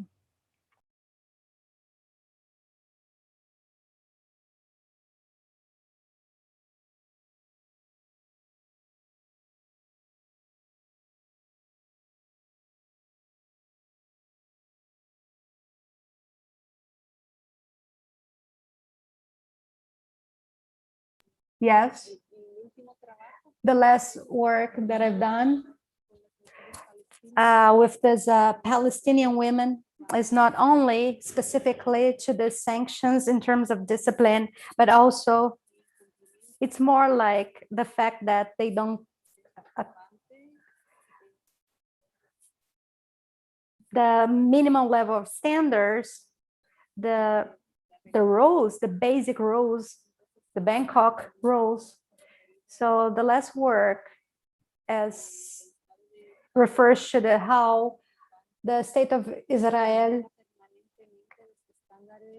makes, it breaks all the standards in terms of liberty for those women. So there are several standards that are not followed permanently, and they have to do with this isolation from their families, which is also a war crime because it doesn't go along with the Ginebra Convention or Bangkok. And also in terms of health treatment, there is a intentional politics in regards to these women, and also, of course, the violence, threatenings, sexual violence, rape. They are raped or their family members are raped. So many rules that I cannot mention here because like the rule number 14 or 15, but this was the last work that I have been done that includes the Palestinian women who were sent to jail, and what it has to do with the human rights, and as women who are not free. Thank you so much. We have a question for Chloe. Can you explain further the type of organizations that exist and serve as a source of support?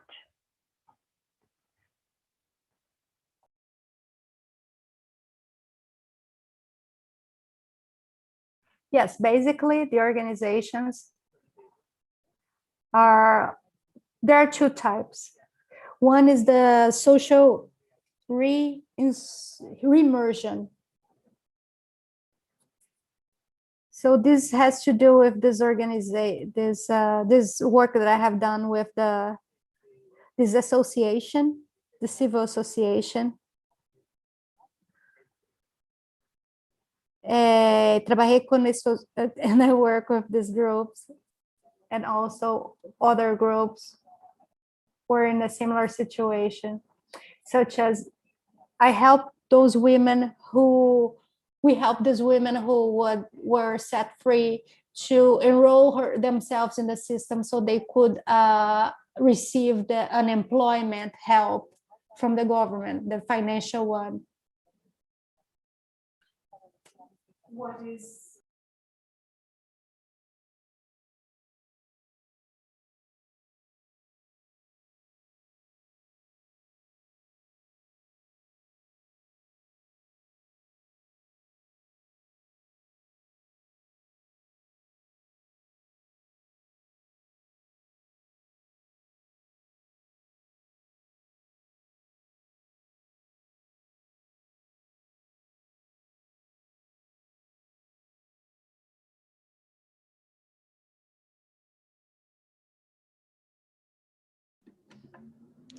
They don't know that all of these documents can be obtained via internet. And so what they consider most important is help with these administrative submitting documents, etc. And reality can change a lot when they come out of jail, after jail. So the fact that the institute sometimes is listed as giving them economic help, but in reality, these are volunteer organizations. So it's really not money that they get, but they get our help in doing these, in getting these documents that are important for them to get their IDs back.